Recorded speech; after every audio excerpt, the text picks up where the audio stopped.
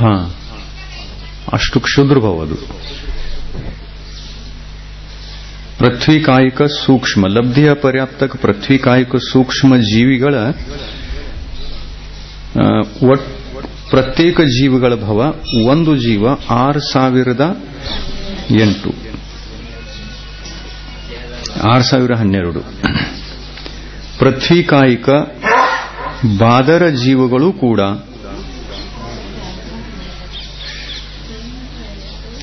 ಲಬ್ಧಿಯ ಪರ್ಯಾಪ್ತಕ ಬಾದರ ಇರ್ತಾವಲ್ಲ, ಬಾದರದಲ್ಲೂ ಲಬ್ಧಿಯ ಪರ್ಯಾಪ್ತಕ್ಕಿವೆ. ಅವುಗಳು ಕೂಡ 6012 ಭಾವಗಳನ್ನು ಧಾರಣೆ ಮಾಡಬಹುದು. ಒಂದೊಂದು ಜೀವ ಕಂಟಿನ್ಯೂ ಆಗಿ ಸಾಯೋದು ಹುಟ್ಟೋದು ಬಾದರ ಅವಸ್ಥೆಯಲ್ಲಿ ಮಾಡಲಿ ಅಥವಾ ಸೂಕ್ಷ್ಮ ಅವಸ್ಥೆಯಲ್ಲಿ ಮಾಡಲಿ 6012 ಭಾವಗಳನ್ನು ಧಾರಣೆ ಮಾಡ್ತದೆ. ಫಿಕ್ಸ್ ಅದು. ಒಂದು ಅಂತರ್ಮುಹೂರ್ತದೊಳಗೆ ಆ ಒಂದು ಪರ್ಯಾಯದಲ್ಲಿ ಜನ್ಮ ತಾಳಿದೆ ಅಂತಂದ್ರೆ ಮತ್ತು ಅಂತರ್ಮುಹೂರ್ತದವರೆಗೆ ಆ ಪರ್ಯಾಯದಿಂದ ಹೊರಗೆ ಬರಲಿಲ್ಲ, ಅದೇ ಪರ್ಯಾಯ ಉಳಿಯಿತು. ಎಂಥ ಪರ್ಯಾಯ?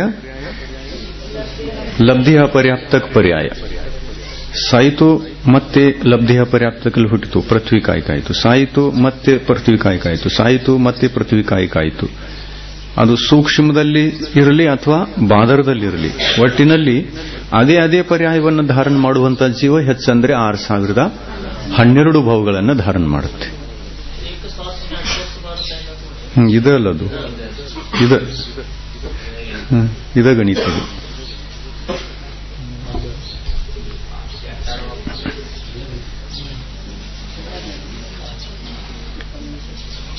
ಪೃಥ್ವಿಕಾಯಿಕ ಬಾದರ ಅದು ಕೂಡ 6012. ಜಲಕಾಯಿಕ ಸೂಕ್ಷ್ಮ ಅದು ಕೂಡ 6012. ಜಲಕಾಯಿಕ ಬಾದರ ಅದಕ್ಕೂ ಕೂಡ ಲಬ್ಧಿಯ ಪರ್ಯಾಪ್ತಕ ಅವಸ್ಥೆಯಲ್ಲಿ 6012 ಭಾವಗಳು. ಅಂದ್ರೆ ಹೇಗಿರ್ಬೇಕಿದು? ಅಂತರ್ಮುಹೂರ್ತ ತನಕ ಅಲ್ಲಿ ಉಳಿಯಬೇಕು. ಆವಾಗ ಕ್ಷುದ್ರ ಭಾವಗಳನ್ನ ಎಣಿಸಲಿಕ್ಕೆ ಹೋದ್ರೆ ಅವು 6012 ಆಗ್ತವೆ. ಕಂಟಿನ್ಯೂ ಆಗಿ ಅಂತರ್ಮುಹೂರ್ತ ಕಾಲ ಅಲ್ಲಿ ಉಳಿಯಬೇಕು. ಅದು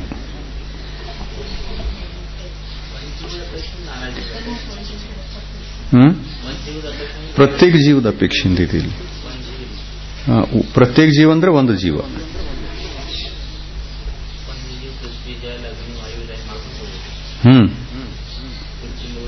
ಪ್ರತಿಯೊಂದು ಜೀವ ಅಂದ್ರೆ ಸೂಕ್ಷ್ಮ ಜೀವ, ಬಾದರ ಜೀವ, ಸೂಕ್ಷ್ಮ ಜೀವ ಎಲ್ಲ ತರದ್ದು ಪಂಚಸ್ಥಾವರ ಕಾಯಿಕದಲ್ಲಿ ಸೂಕ್ಷ್ಮ ಬಾದರ ಇದೆ.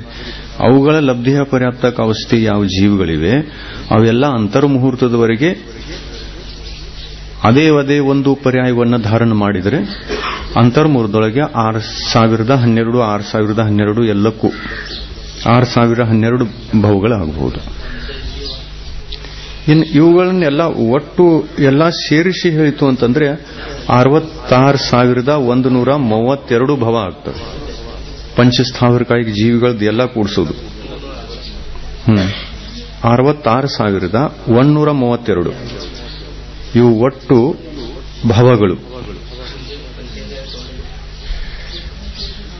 ಅವುಗಳನ್ನು ಬಿಟ್ಟು ವಿಕಲತ್ರಯ ಬೇರೆ, ಪಂಚೇಂದ್ರಿಯ ಬೇರೆ ಮತ್ತು ಏಕೇಂದ್ರಿಯ ಬೇರೆ, ಇವುಗಳನ್ನೆಲ್ಲ ಸೆಪರೇಟ್ ಕೂಡಿಸಿದ್ದಾರೆ.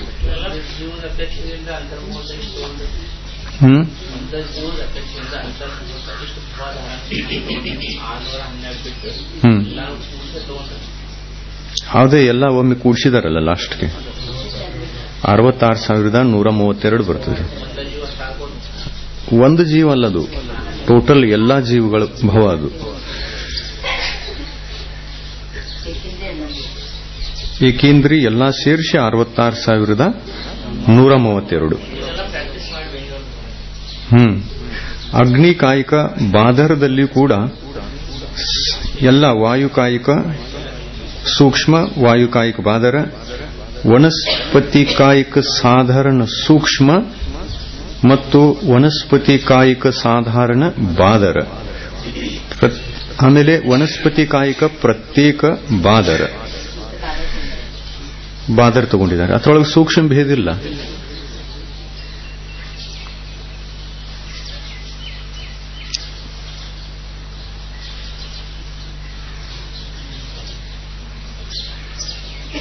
ಲಬ್ಧಿಯ ಪರ್ಯಾಪ್ತಕ ಬಾದರ ಅಂತಂದ್ರೆ ಇಲ್ಲಿ ಲಬ್ಧಿ ಅಪರ್ಯಾಪ್ತಕ ಬಾದರ. ಪ್ರತ್ಯೇಕ ವನಸ್ಪತಿಯಲ್ಲಿ ಲಬ್ಧಿ ಅಪರ್ಯಾಪ್ತಕವುಳ್ಳ ಬಾದರ ಜೀವ. ಅದಕ್ಕೂ ಕೂಡ ಅಷ್ಟೇ ಬೇಗ ಭಾವಧಾರಣೆ ಇದೆ. ಬಾದರಿದ್ರೂ ಕೂಡ ಈ ವನಸ್ಪತಿ ಇದಾವಲ್ಲ ಇವು ಬಾದರ್, ಇಂಥ ಪರ್ಯಾಯದಲ್ಲಿ ಲಬ್ಧಿ ಅಪರ್ಯಾಪ್ತಕ ಜೀವಗಳು ಬಂದು ಅಂತಂದ್ರೆ ಒಂದು ಅಂತರ್ಮೂರದಲ್ಲಿ 6012 ಭಾವಗಳನ್ನು ಧಾರಣೆ ಮಾಡಬಹುದು.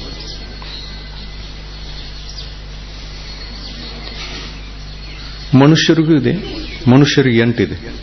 ಲಬ್ಧಿ ಅಪರ್ಯಾಪ್ತಕ ಮನುಷ್ಯರಿಗೆ ಬಂದು ಮಲಮೂತ್ರದಲ್ಲಿ ಜನ್ಮ ತಾಳಿದ್ವು ಅಂತಂದ್ರೆ ಅವುಗಳಿಗೆ ಅಂತರ್ಮುಹೂರ್ತದೊಳಗೆ 8 ಭಾವ ಧಾರಣ ಮಾಡ್ತಾವೆ.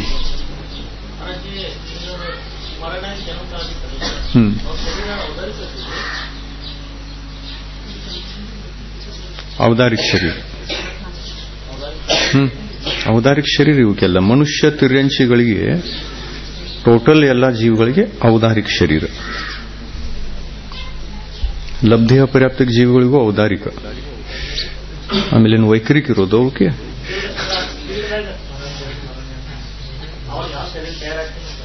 ಅಂದ್ರೆ ಔದಾರಿಕದಲ್ಲಿ ಜನ್ಮರಣ ಆಗೋದಲ್ಲ. ಇನ್ನು ವಿಕಲೇಂದ್ರಿಯಗಳಲ್ಲಿ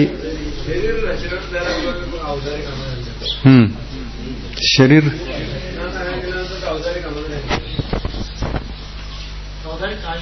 ಅಲ್ಲ, ಔದಾರಿಕ ಮಿಶ್ರ ಕಾಯೋಗದೊಳಗೆ ಆಗ್ತಿದೆ ಇಲ್ಲದು. ಯಾವುದು ಒಂದು ಪರ್ಯಾಪ್ತಿಯನ್ನು ಪೂರ್ಣ ಮಾಡಿಕೊಳ್ಳದೆ ಸಾಯ್ತಾ ಇದೆ ಅಂತಂದ್ರೆ ಯಾವ ಶರೀರದಲ್ಲಿ? ಔದಾರಿಕ ಶರೀರದಲ್ಲಿ. ಸ್ವಲ್ಪ ಗ್ರಹಣ ಮಾಡಿತು ಸಾಯ್ತು, ಸ್ವಲ್ಪ ಗ್ರಹಣ ಮಾಡಿತು ಸಾಯ್ತು. ಯಾವುದು ಒಂದು ಪರ್ಯಾಪ್ತಿ ಪೂರ್ಣ ಆಗಲಿಲ್ಲ.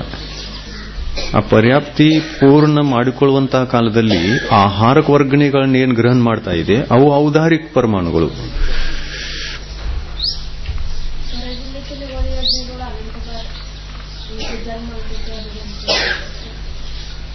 ನಿತ್ಯ ನಿಗೋದಿ ಜೀವ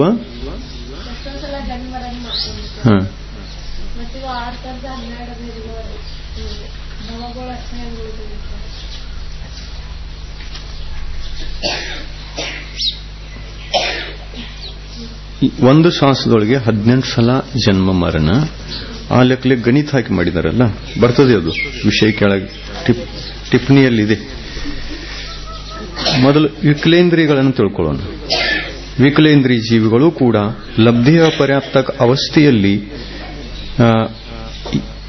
ಜನ್ಮ ಮರಣವನ್ನ ಅಂತರ್ಮುಹೂರ್ತದವರೆಗೆ ಮಾಡ್ತವೆ. ಆದರೆ 80 ಭವ ಇವುಗಳಿಗೆ.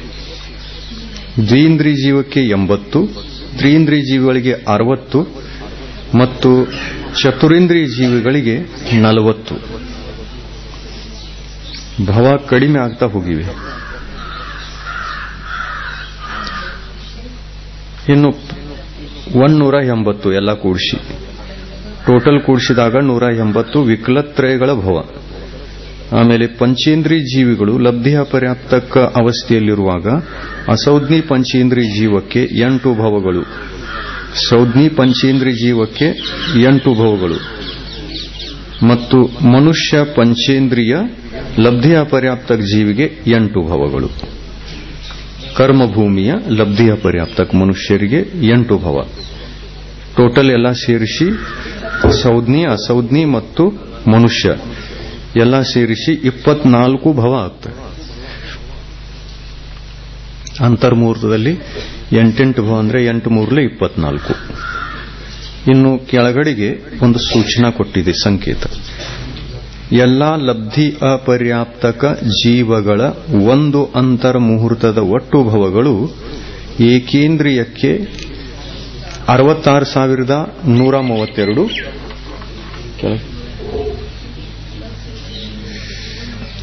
ಏಕೇಂದ್ರಿಗೆ 66,132 ಪ್ಲಸ್ ವಿಕಲೇಂದ್ರಿಯಕ್ಕೆ 180, ಪಂಚೇಂದ್ರಿಯಗಳಿಗೆ 24 ಎಲ್ಲ ಸೇರಿಸಿ 66,336 ಭವಗಳು. ಇವು ಎಲ್ಲ ಲಬ್ಧಿ ಅಪರ್ಯಾಪ್ತಕ ಜೀವಗಳ ಅಂತರ್ಮುಹೂರ್ತದ ಒಟ್ಟು ಭವಗಳು. ಎಲ್ಲಾ ಜೀವಿಗಳನ್ನು ಸೇರಿಸಿ ಕಲ್ಪನಾ ಮಾಡ್ರಿ. ಏಕೇಂದ್ರಿಯ, ದ್ವಿಂದ್ರಿಯ, ತೇನೇಂದ್ರಿಯ, ಚತುರೇಂದ್ರಿಯ, ಪಂಚೇಂದ್ರಿಯ ವಿಕಲತ್ರಯ, ಸೌಜ್ಞಿ ಪಂಚೇಂದ್ರಿಯ, ಅಸೌಜ್ಞಿ ಎಲ್ಲ ಜೀವಗಳು ನಿಮ್ಮ ಮುಂದಿವೆ. ಎಲ್ಲಾ ಲಬ್ಧಿಯ ಪರ್ಯಾಪ್ತಕದಲ್ಲಿವೆ.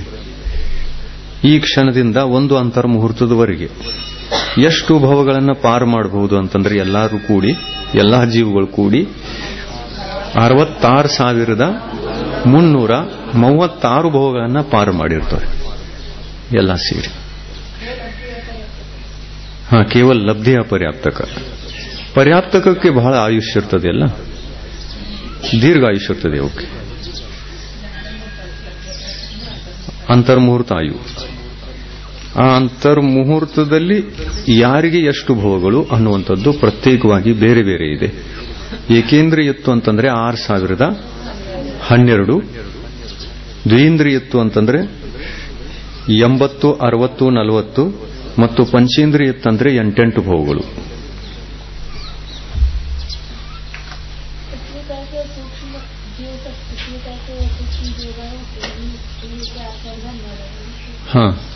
ಪೃಥ್ವಿ ಕಾಯಿಕ ಜೀವ ಸೂಕ್ಷ್ಮದಲ್ಲಿ ಹುಟ್ಟಲಿ ಅಥವಾ ಬಾದರದಲ್ಲಿ ಹುಟ್ಟಲಿ, ಒಟ್ಟಿನಲ್ಲಿ ಬಾದರನೂ ಲಬ್ಧಿಯ ಪರ್ಯಾಪ್ತಕ್ಕಿದೆ ಮತ್ತು ಸೂಕ್ಷ್ಮನೂ ಲಬ್ಧಿಯ ಪರ್ಯಾಪ್ತಕ ಅನ್ನುವಂತಹ ಪರ್ಯಾಯದಲ್ಲಿದೆ. ಎರಡೂ ಜೀವಗಳಿಗೆ ಅಷ್ಟೇ ಭವಗಳು.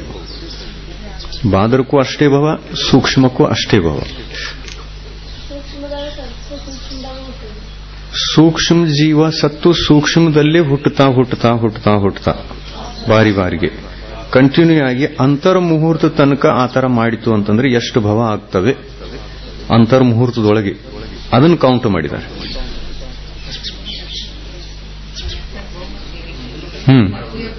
ಚೇಂಜ್ ಮಾಡ್ಕೋತಂದ್ರೆ ಮಾತು ಬೇರೆ. ಈಗ ನೋಡ್ರಿ, ಸೂಕ್ಷ್ಮ ಲಬ್ಧಿಯ ಪರ್ಯಾಪ್ತದಲ್ಲಿ ಇತ್ತು, ಅದೇ ಬಾದರದಲ್ಲಿ ಜನ್ಮ ತಾಳಿತು ಅಂತಂದ್ರೆ ಮಾತು ಬೇರೆ, ಚೇಂಜ್ ಆಯ್ತದು.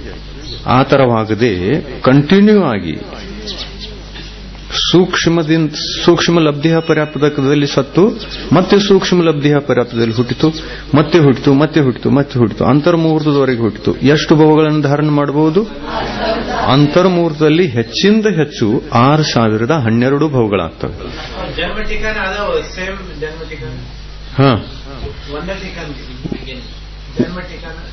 ಠಿಕಾಣ ಎಲ್ಲಿ ಇರಬಹುದು, ಅದರದ್ದೇನು ಮಹತ್ವ ಇಲ್ಲ. ಈಗ ನೋಡ್ರಿ, ವಿಗ್ರಹಗತಿಯಲ್ಲಿ ಒಂದೇ ಸಮಯದಲ್ಲಿ ಹೋಗ್ತದೆ ಜೀವ. ಒಮ್ಮೆ ಇಲ್ಲಿ ಜನ್ಮ ತಾಳ್ತು, ಒಮ್ಮೆ ಲೋಕದ ಅಗ್ರಭಾಗದಲ್ಲಿ ಜನ್ಮ ತಾಳ್ತು, ಆ ತರನೂ ಆಗಬಹುದು. ಆದ್ರೂ ಅಷ್ಟು ಸ್ಪೀಡ್ದಿಂದ ಜನ್ಮ ಮರಣ ಮಾಡಬೇಕು ಅಂತಂದ್ರೂ ಅಲ್ಲಿ ಅಂತರ್ಮುಹೂರ್ತ ಆಯುಷ್ಯ ಇದೆ ಅಥವಾ ಇಲ್ಲ?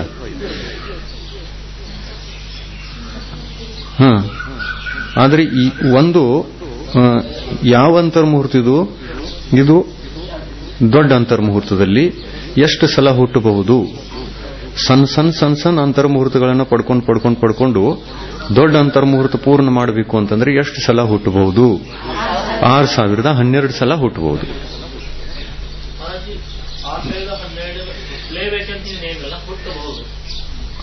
ಹುಟ್ಟಬಹುದು, ಹುಟ್ಟಲೇಬೇಕಂತ ನೇಮ್ ಇದೆ. ಆಮೇಲೆ ಹೊರಗೆ ಹೆಂಗ್ ಬರೋದು? ಹೊರಗೆ ಬರೋ ಚಾನ್ಸೇ ಇರೋಲ್ಲ. ಒಂದು ಅಂತರ್ಮುಹೂರ್ತದಲ್ಲಿ ಎಷ್ಟು ಸಲ ಹುಟ್ಟುತ್ತವೆ ಅನ್ನತಕ್ಕಂಥದನ್ನು ಕೌಂಟ್ ಮಾಡಿದ್ದಾರೆ. ಉತ್ಕೃಷ್ಟ ಒಂದು ಅಂತರ್ಮುಹೂರ್ತದಲ್ಲಿ ಹೆಚ್ಚಿಂದ ಹೆಚ್ಚು ಎಷ್ಟು ಸಲ ಹುಟ್ಟಬಹುದು ಅನ್ನುವಂಥ ಸಂಖ್ಯೆಯನ್ನು ಕೌಂಟ್ ಮಾಡಿದ್ದಾರೆ. ಅಂದ್ರೆ ಅದನ್ನು ಸ್ಪೀಡ್ ತೋರಿಸಿಕೊಟ್ಟಿದ್ದಾರೆ, ಎಷ್ಟು ಸಲ ಹುಟ್ಟಿತು ಒಂದು ಅಂತರ್ಮುಹೂರ್ತದಲ್ಲಿ.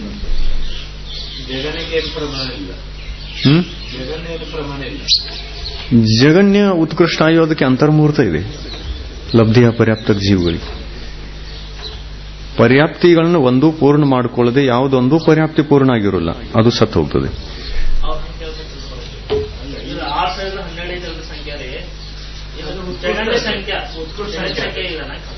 ಜಗನ್ ಅಂದ್ರ ಯಾನ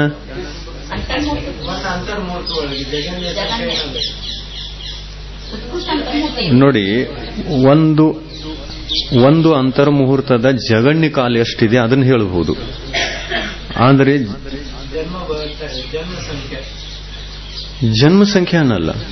ಜನ್ಮ ಸಂಖ್ಯಾ ಒಂದು ಉತ್ಕೃಷ್ಟ ಅಂತರ್ಮುಹೂರ್ತದಲ್ಲಿ ಇಷ್ಟು ಸಲ ಹುಟ್ಟಬಹುದು, ಹೆಚ್ಚಿಂದ ಹೆಚ್ಚು ಇಷ್ಟು ಸಲ, ಕಮ್ಮಿತ್ ಕಮ್ಮಿ ಎಷ್ಟು ಹುಟ್ಟಬಹುದು. ಅದು ಎಷ್ಟು ಸಲನೂ ಹುಟ್ಟಬಹುದು. ಪಾರಾಯ್ತು ಅಲ್ಲಿಂದ ಪಂಚೇಂದ್ರಿಗೆ ಬಂತು ಅಂತಂದ್ರೆ 8 ಸಲ ಹುಟ್ಟೋದಿನ್ನು, ಒಂದೇ ಸರನೂ ಆಗಬಹುದು. ಆ ತರ ಏನು ನಿಯಮ ಇಲ್ಲ. ಎಷ್ಟು ಸಲ ಇಷ್ಟೇ ಸಲ ಹುಟ್ಟುತ್ತದೆ ಅನ್ನುವಂಥದ್ದು ನಿಯಮ ಇಲ್ಲ. ನೀವು ಹಂಗೆ ಕೇಳ್ತಾ ಇರೋದು ಜಗನ್ಯ ಅಂತರ್ಮುಹೂರ್ತದಲ್ಲಿ ಎಷ್ಟು ಸಲ ಹುಟ್ಟುವಂತ ನಿಯಮ ಇದೆ ಆ ತರ ಕೇಳ್ತಾ ಇದ್ದೀರಿ. ಅಂಥದ್ದೇನು ನಿಯಮ ಇಲ್ಲ. ಮಧ್ಯದಲ್ಲಿ ಯಾವಾಗಲೂ ಹೊರಟು ಬರಬಹುದು ಹೊರಗಡೆಗೆ. ಈಗ ಪೃಥ್ವಿ ಕಾಯಿಕೆ ಇದೆ, ವಿಕಲತ್ರಯದಲ್ಲಿ ಬರಬಹುದು, ವಿಕಲತ್ರಯದಲ್ಲಿದೆ, ಪೃಥ್ವಿ ಕಾಯಿಕದಲ್ಲಿ ಹೋಗಬಹುದು. ಪಂಚೇಂದ್ರಿಯ ಇದೆ, ವಿಕಲತ್ರಯದಲ್ಲಿ ಹೋಗಬಹುದು, ಏಕೇಂದ್ರಿಯದಲ್ಲಿ ಹೋಗಬಹುದು, ಏಕೇಂದ್ರಿ ಪಂಚೇಂದ್ರಿಯದಲ್ಲಿ ಬರಬಹುದು. ಪರಿಣಾಮಗಳ ಅಪೇಕ್ಷೆಯಿಂದ ಮುಂದಿನ ಆಯು ಕಟ್ಟೋದು. ಆ ಜೀವಕ್ಕೆ ಲಬ್ಧಿಯ ಪರ್ಯಾಪ್ತಕ ಮರಣ ಕಾಲದಲ್ಲಿ ಯಾವ ಪರಿಣಾಮ ಇತ್ತೋ ಅದರ ಅನುಸಾರವಾಗಿ ಆಯು ಕಟ್ಟೋದು. ಆಯು ಕಟ್ಟಿತು ಅಂತಂದ್ರೆ ಆ ಪರ್ಯಾಯಕ್ಕೆ ಹೋಗ್ತದೆ. ಅದು ಏಕೇಂದ್ರಿಯದಿಂದ ಪಂಚೇಂದ್ರಿಯನೂ ಆಗಬಹುದು, ದ್ವೀಂದ್ರಿಯನೂ ಆಗಬಹುದು, ದ್ವೀಂದ್ರಿಯದ್ದು ಪಂಚೇಂದ್ರಿಯದ್ದು ಏಕೇಂದ್ರಿಯಕ್ಕೂ ಬರಬಹುದು. ಪರಿಣಾಮಗಳ ಆಧಾರದಿಂದ ಯಾವ ಆಯುಷ್ ಕಟ್ಟಿತೋ ಅದರ ಅನುಸಾರವಾಗಿ ಹೋಗೋದದು. ಇನ್ನು ಏಕೇಂದ್ರಿಯ ಜೀವ ವಿಕಲತ್ರಯದ ಪರಿಣಾಮ ಮಾಡಿಕೊಳ್ಳಿಲ್ಲ, ಪಂಚೇಂದ್ರಿಯದ ಪರಿಣಾಮ ಆಗಲಿಲ್ಲ ಮಾಡ್ಕೊಳ್ಳಿಕ್ಕೆ. ಇನ್ನು ಪೃಥ್ವಿ ಕಾಯಿಕೆ ಇದೆ ಅಂತಂದ್ರೆ ಅದು ಜಲಕಾಯಿಕ ಆಗಲಿಲ್ಲ, ಉಳಿದ ಯಾವುದರಲ್ಲೂ ಅದರದ ಪರಿಣಾಮ ಆಗಲಿಲ್ಲ. ಜಲಕಾಯಿಕ ರೂಪದಲ್ಲಿಯೇ ಲಬ್ಧಿಯ ಪರ್ಯಾಪ್ತಕ ಅವಸ್ಥೆಯಲ್ಲಿದ್ದುಕೊಂಡು ಜಲಕಾಯಿಕ ರೂಪದಲ್ಲಿಯೇ ಪುನಃ ಅದೇ ಆಯುವನ್ನು ಕಟ್ಟಿಕೊಂಡು ಮುಂದುವರಿತು ಅಂತಂದ್ರೆ ಹೆಚ್ಚಿಂದ ಹೆಚ್ಚು 6012.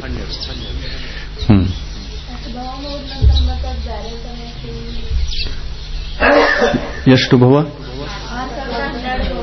6012 ಭವ ಪೂರ್ಣ ಮಾಡಿತು ಅಂತಂದ್ರೆ ಒಂದು ಅಂತರ್ಮುಹೂರ್ತ ಕಾಲ ಪೂರ್ಣ ಆಯಿತು. ಮತ್ತೆ ಅಲ್ಲೇ ಇರಬಹುದು, ಅನಾದಿ ಕಾಲದವರೆಗೆ ಅಲ್ಲೇ ಇರಬಹುದು. ನಿತ್ಯ ನಿಗೋದಿ ಜೀವಗಳು ಇದಾವ ಅಥವಾ ಇಲ್ಲ? ಲಬ್ಧಿಯ ಪರ್ಯಾಪ್ತಕ ಜೀವಗಳು ಅನಾದಿ ಕಾಲದಿಂದ ಅಲ್ಲೇ ಇವೆ ಅಲ್ಲ. ಪರ್ಯಾಪ್ತಕವೂ ಇವೆ, ಅಪರ್ಯಾಪ್ತಕವೂ ಇವೆ. ಇಲ್ಲಿ ಅಪರ್ಯಾಪ್ತಕ ಜೀವಿಗಳ ಒಟ್ಟು ಅಂತರ್ಮುಹೂರ್ತದ ಭವಗಳನ್ನು ಕೌಂಟ್ ಮಾಡಿದ್ದಾರೆ.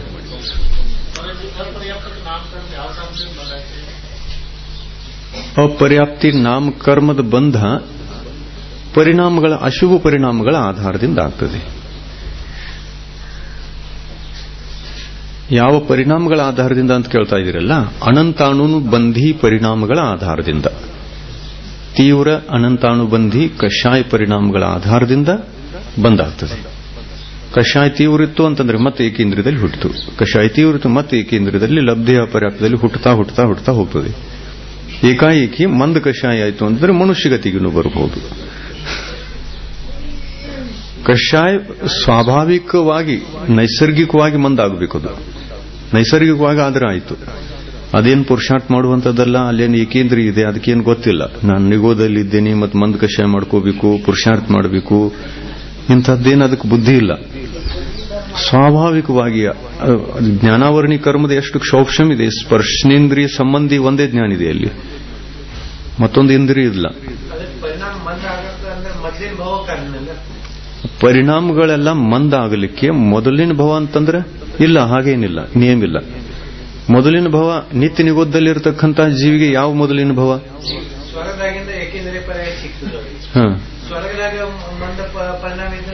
ಇಲ್ಲ, ಅದರದ್ದು ಸಂಬಂಧ ಕಂಟಿನ್ಯೂ ಉಳಿಯಂಗಿಲ್ಲ.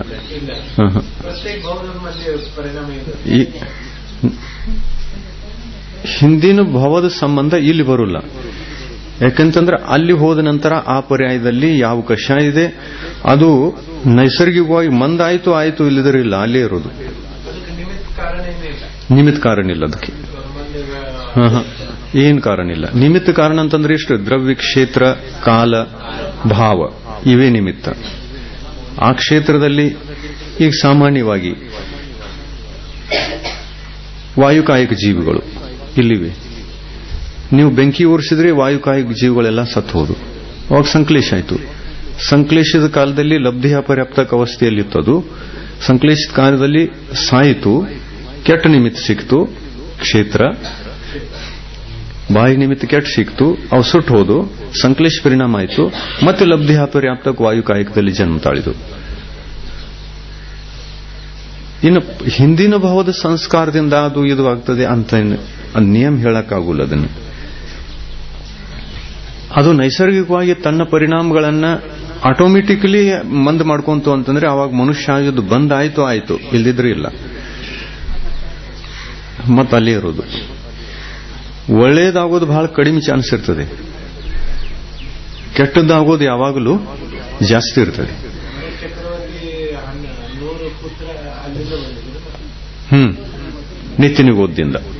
ನಿತ್ಯನಿಗೋಧದಿಂದ ವಿಕಲತ್ರಯದಲ್ಲಿ ಬಂದರು. ಆಮೇಲೆ ವಿಕಲತ್ರಯದಿಂದ ಮನುಷ್ಯ ಪರ್ಯಾಯಕ್ಕೆ ಬಂದು ಮೋಕ್ಷಕ್ಕೆ ಹೋದ್ರು. ಈ ತರ ಅವ್ರು ಸ್ವಲ್ಪ ಹಿಂಗ ಸುತ್ತ ಹಾಕಿ ಬಂದ್ರು. ನೇರವಾಗಿನೂ ಬರಬಹುದು. ನಿತ್ಯ ನಿಗೋಧದಿಂದ ನೇರವಾಗಿ ಮನುಷ್ಯಗತಿಗೆ ಬಂದು ಮೋಕ್ಷಕ್ಕೆ ಹೋಗಬಹುದು. ಪುಣ್ಯ ಬೇಕಾಗಿಲ್ಲ. ನಿತ್ಯ ನಿಗೋಧದಿಂದ ಡೈರೆಕ್ಟ್ ಬರಬಹುದು. ಪುಣ್ಯ ಬೇಕಾಗಿಲ್ಲ. ಆ ಅನಂತಾನುಬಂಧಿ ಕಷಾಯದ ಮಂದೋದಯ ಬೇಕು. ಮಂದೋದಯದಲ್ಲಿ ಮನುಷ್ಯ ಆಯು ಕಟ್ಟಬಹುದು. ಸ್ವಭಾವ ಮಾರ್ಧವಂಚ, ಸ್ವಭಾವದಿಂದ ನಿಸರ್ಗವಾಗಿ ನಿಸರ್ಗ ನಿಯಮದಿಂದ ಮಂದ ಕಷಾಯ ಆಯಿತು, ಒಂದು ಕ್ಷಣ ಆಯಿತು. ಮತ್ತು ಅದು ಯಾವಾಗ ಆಯುಕರ್ಮ ಕಟ್ಟುವಂತಹ ಕಾಲದಲ್ಲಿ ಆಗ ಮಂದ ಕಷಾಯ ಆಗಿರಬೇಕು. ನೀವಂಗ್ ದಾರಿ ನಡೀತಿನಾಗ ಅದು ಕಲ್ಲು ಬರ್ಕ ಮತ್ತು ಅಲ್ಲೇ ಕಾಲು ಕೊಡ್ಕ ಎಡಿಕ ನೀವಾಗ ಆಗ್ತೈತಲ್ಲ ಹಂಗ ಆಗ್ಬೇಕದು.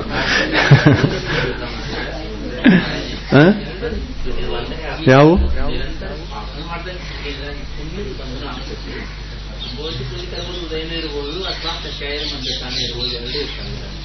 ಅಲ್ಲ ಅದು ಹೇಳೋದಲ್ಲ. ಇವರೇನ್ ಹೇಳ್ಕದಾರು, ಹಿಂದಿನ ಬಹುದು ಯಾವ್ದಾದ್ರು ಸಂಸ್ಕಾರ ಇರಬೇಕು ಅಂತ ಪ್ರಶ್ನೆ ಇತ್ತು.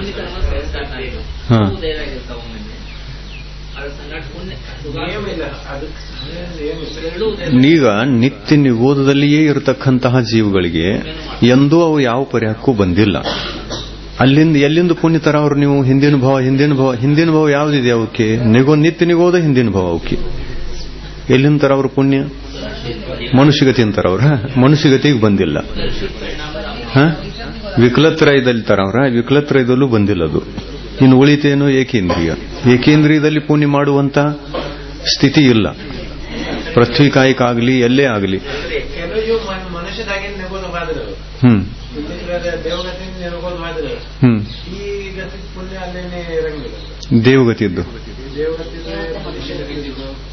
ದೇವಗತಿದ್ದ ಪುಣ್ಯ ನೋಡ್ರಿ ಎಲ್ಲಾ ಸಂಕ್ರಮಣ ಆಗಿಬಿಡ್ತಾವ ಇವು. ಅಲ್ಲಿ ತಿರೆಂಚಿ ಈಗ ಹೆಂಗ ನರಕಕ್ಕೆ ಹೋದ ನಂತರ ಸಾತಾವೇದ್ನಿ ಎಷ್ಟು ನೀವು ಗಳಿಸಿದ್ರು ನರಕದಲ್ಲಿ ಹೋದ್ರಿ ಅಂತಂದ್ರೆ ಅದು ಅಸಾತ ರೂಪದಲ್ಲಿ ಫಲ ಕೊಡ್ತದೆ. ಸಂಪನ್ನ ಆಗಿಬಿಡ್ತದೆ, ಕನ್ವರ್ಟ್ ಆಗಿಬಿಡ್ತದೆ. ಅವು ತಾಳುಲ್ಲ. ದುರ್ಗತಿಯಲ್ಲಿ ಹೋದ ನಂತರ ಪುಣ್ಯ ಕರ್ಮ ತಾಳುಲ್ಲ. ಅಲ್ಲಿ ವಾತಾವರಣಕ್ಕೆ ತಕ್ಕಂತೆ ಫಲ ಸಿಗೋದು. ಈಗ ಇಲ್ಲೇ ನೋಡ್ರಲ್ಲ, ಒಂದು ನಿಮಿಷ ಕೇಳ್ರಿ. ಇದು ಆರಿಖಂಡ. ಇಲ್ಲಿ ಜನ್ಮ ತಾಳಿರತಕ್ಕಂಥ ಮನುಷ್ಯನಿಗೆ, ಇಲ್ಲೇ ಬೆಳೆದಿರತಕ್ಕಂಥ ಮನುಷ್ಯನಿಗೆ ಇಲ್ಲಿ ಸಂಸ್ಕಾರ ಸಿಕ್ಕ ನಂತರ ಪುಣ್ಯ ಕರ್ಮ ಸಂಗ್ರಹ ಆಗ್ತದೆ.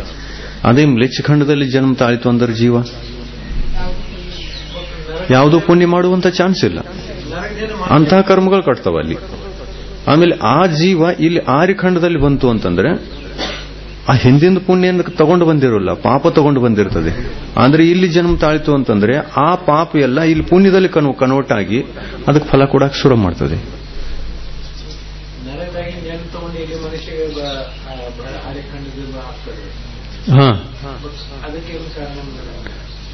ನರಕದಿಂದ ಜನ್ಮ ತಾಳಿ ಇಲ್ಲಿ ಬಂತು ಅಂತಂದ್ರೆ ಹಿಂದಿನ ಸಂಕ್ಲೇಶ ಪರಿಣಾಮಗಳಿಂದ ಏನ್ ಪಾಪ ಕರ್ಮ ಕಟ್ಟಿರ್ತಾವಲ್ಲ ಅವೆಲ್ಲ ಇಲ್ಲಿ ಪುಣ್ಯದಲ್ಲಿ ಕನ್ವರ್ಟ್ ಆಗಿಬಿಡ್ತಾವ. ಸಾತಾದಲ್ಲಿ ಫಲ ಕೊಡ್ತಾವು. ಅಲ್ಲಿ ಬೇಕಾದಂತ ಅಸಾತ ಕರ್ಮ ಕಟ್ಟಿರಲಿ, ಇಲ್ಲಿ ಸಾತಾ ರೂಪದಲ್ಲಿ ಫಲ ಸಿಗ್ತದೆ ಅದರದ್ದು.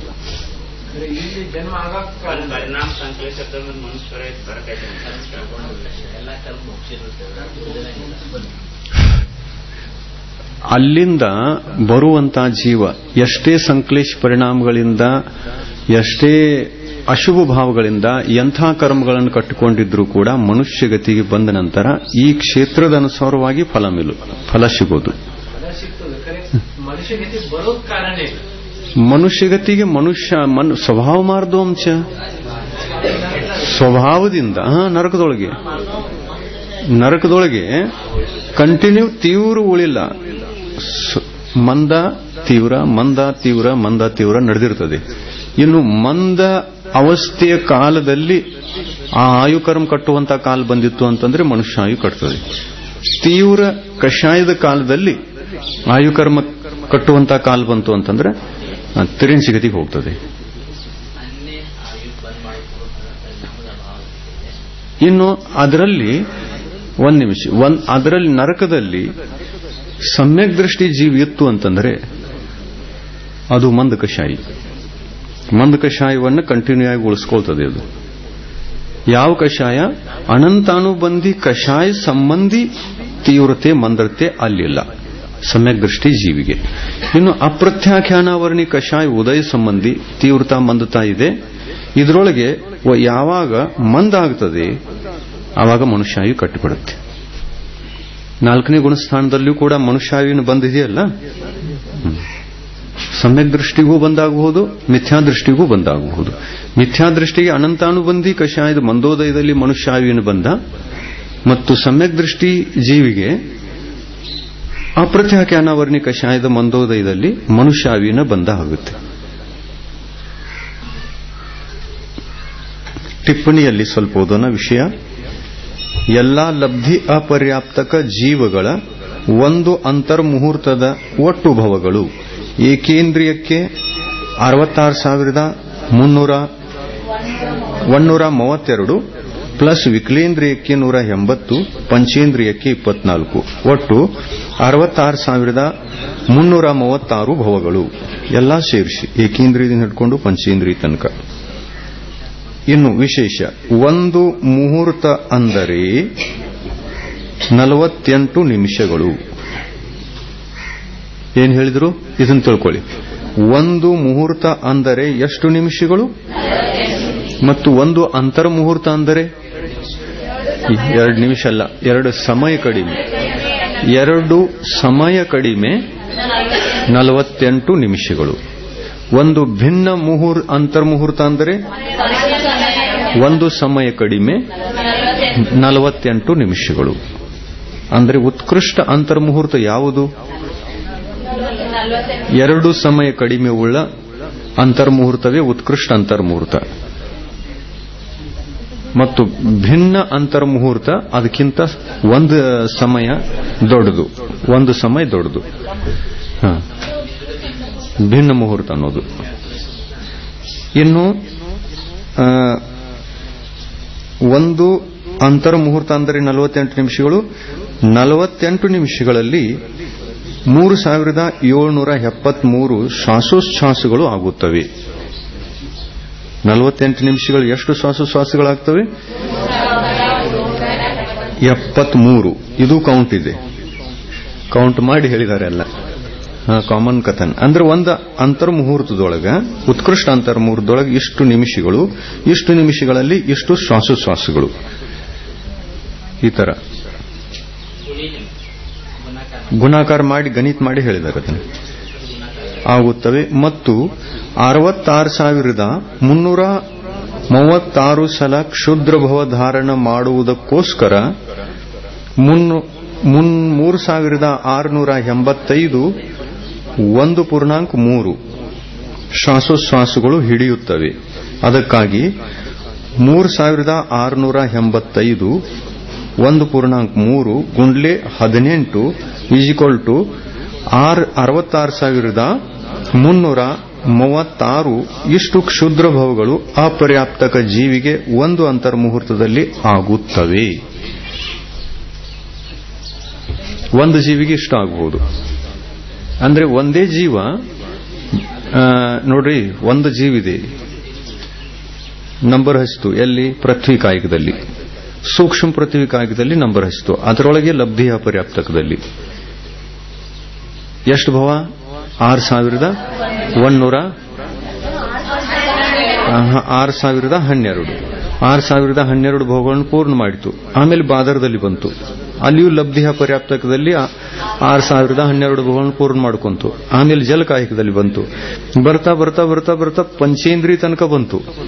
ಒಂದು ಅಂತರ್ಮುಹೂರ್ತದಲ್ಲಿ ಈ ಎಲ್ಲಾ ಪರ್ಯಾಯಗಳನ್ನು ಪಾಲನೆ ಮಾಡಿಕೊಂಡು ಹೊರಗೆ ಬರಬಹುದು. ಅದು ಒಂದು ಜೀವದ ಅಪೇಕ್ಷೆಯಿಂದ. ನಾನಾ ಜೀವಗಳ ಅಪೇಕ್ಷೆಯಿಂದನೂ ಹೇಳಬಹುದು. ನಾನಾ ಪರ್ಯಾಯ, ಒಂದು ಜೀವ ನಾನಾ ಪರ್ಯಾಯ. ಸರಿ, ಒಂದು ಜೀವದ ಅಪೇಕ್ಷೆ. ಇನ್ನು ನಾನಾ ಜೀವಗಳಿದ್ರೇನು? ಯಾವ ಜೀವ ಇದ್ರೂ 6012 ಅಂತ ಏನು ಬಿಟ್ಟದಲ್ಲ.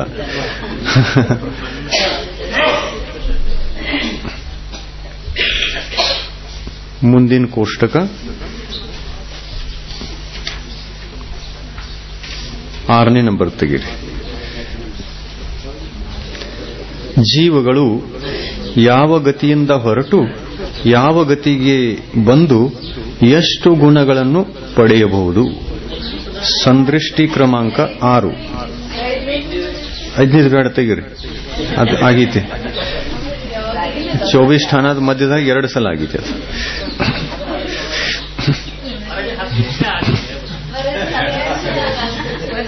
ಹತ್ತು ನಿಮಿಷದಾಗ ಮುಗಿಲ್ಲ ಅದು, ಮತ್ ನಾಳೆ ಹೋಗೋದು.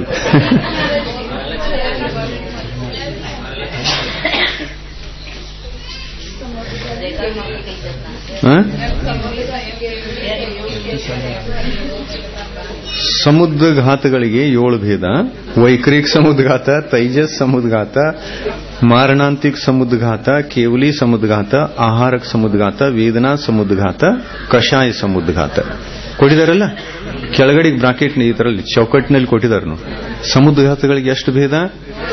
7 ಭೇದ. ಸಮುದ್ರಘಾತ ಅಂತಂದ್ರೆ ಶರೀರವನ್ನು ಮೂಲ ಶರೀರದಿಂದ ಹೊರ ತೆಗೆಯದೆ, ಅಂದ್ರೆ ಆತ್ಮನನ್ನು ಹೊರ ತೆಗೆಯದೆ ಆತ್ಮ ಶರೀರದಲ್ಲಿರಬೇಕು, ಆತ್ಮ ಪ್ರದೇಶಗಳನ್ನ ಮಾತ್ರ ಹೊರ ತೆಗಿಬೇಕು. ಅದಕ್ಕೆ ಸಮುದ್ರಘಾತ ಅಂತಾರೆ. ಮೂಲ ಶರೀರವನ್ನು ಬಿಡದೆ ಎರಡೇ ಶರೀರ ತಯಾರು ಮಾಡೋದಂತಲ್ಲ, ಆತ್ಮ ಪ್ರದೇಶಗಳನ್ನು ಮಾತ್ರ ಹೊರ ತೆಗೆಯುವುದಕ್ಕೆ ಸಮುದ್ರಘಾತ. ಬರೀ ಆತ್ಮ ಪ್ರದೇಶ ಹಿಗ್ಗಿಸೋದು, ಹೊರಗಡೆಗೆ ಹಿಗ್ಗಿಸುವುದು. ದಾರ ಹಿಡಿದು ಪಟ್ಟಂಗ ಬಿಟ್ಟಂಗ ಗೊತ್ತೈತಲ್ಲ, ಇದನ್ಯಾದಕ್ಕೆ ಹಚ್ಚೋದು? ಮುಂದೆ ಹೋಗೋಣ. ಉದಾಹರಣೆ ಸಹಿತ ಗೊತ್ತಿದೆ ಎಲ್ಲರಿಗೂ.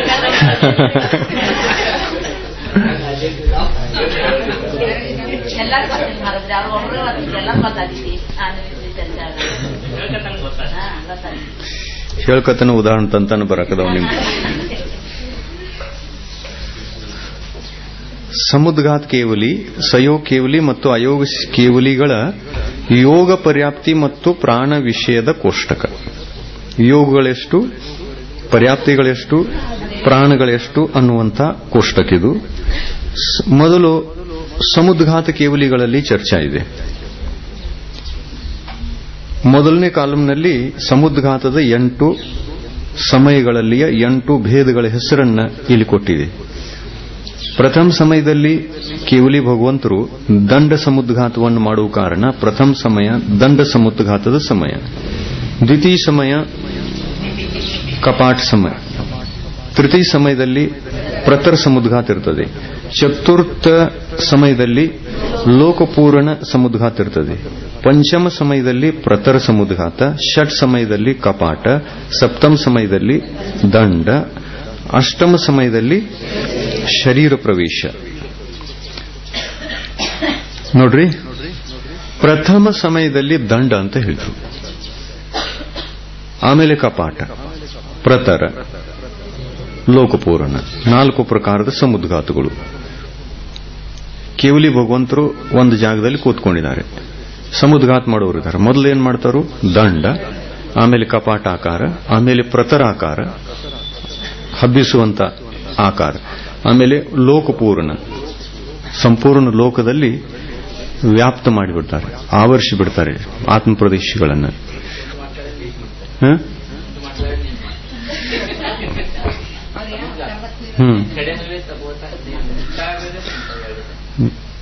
ನಾವು ನೋಡಿ ಬಂದಿಲ್ಲ.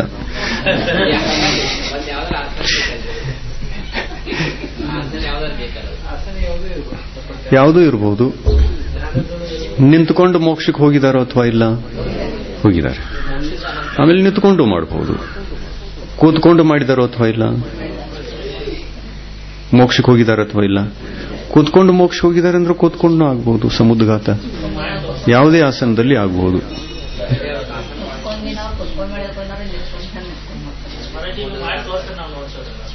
ಸಮುದ್ಘಾತ ನಾವು ಸಮುದ್ಘಾತ ಮಾಡಿ ತೋರ್ಸೋಣ. ನಮಗ 13ನೇ ಗುಣಸ್ಥಾನ ಕೊಟ್ಟು ತೋರಿಸ್ರಿ, ಆಮೇಲೆ ಮಾಡಿ ತೋರಿಸ್ತೀವಿ.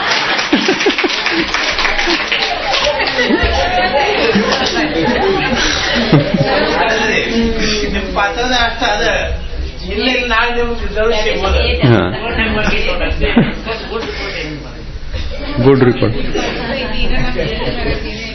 ಅದಕ್ಕೆ ಸಮಯ ಐತಿ, ಇನ್ನ ಬಹಳ ಟೈಮ್ ಬೇಕು.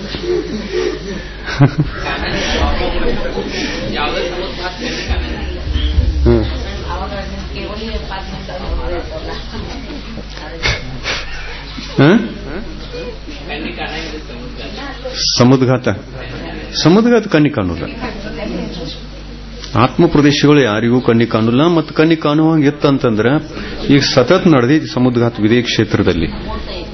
ಅರ್ಹಂತ ಪರಮಿಷ್ಠಗಳು ಅವರ ಆತ್ಮ ನಮಗೆ ಸ್ಪರ್ಶ ಮಾಡಿ ಹೋಗ್ತದೆ, ಅದ್ರ ಗೊತ್ತಾಗುಲ್ಲ. ಅಮೂರ್ತ ಇದೆಯಲ್ಲ ಆತ್ಮ. ಪ್ರತಿನಿತ್ಯ ಒಬ್ಬರಾದರೂ ಯಾರಾದರೂ ಸಮುದ್ಘಾತ ಮಾಡಿದವರು ಇದ್ದಾರೆ. 2.5 ದ್ವೀಪದಲ್ಲಿ ಎಷ್ಟು ಜನ ಮಾಡ್ತಾರೆ ಅಂದ್ರೆ ಸಂಪೂರ್ಣ ಲೋಕ ಪ್ರದೇಶದಲ್ಲಿ ವ್ಯಾಪ್ತ ಮಾಡುವಾಗ ನಮಗೆ ಸ್ಪರ್ಶ ಆಗಿ ಹೋಗ್ತಾವಿಲ್ಲವು.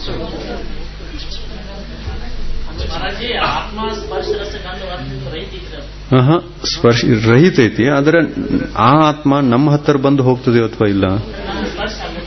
ಸ್ಪರ್ಶ ಆಗದೆ ಹಂಗೆ ಹೋಗೋದು. ಸ್ಪರ್ಶತು ಗುಣ ಪುದ್ಗಲ್ದು. ಆದರೆ ಸ್ಪರ್ಶನೇಂದ್ರಿ ನಮಗಿದೆಯಲ್ಲ, ಸ್ಪರ್ಶನೇಂದ್ರಿ ನಮಗಿದೆ.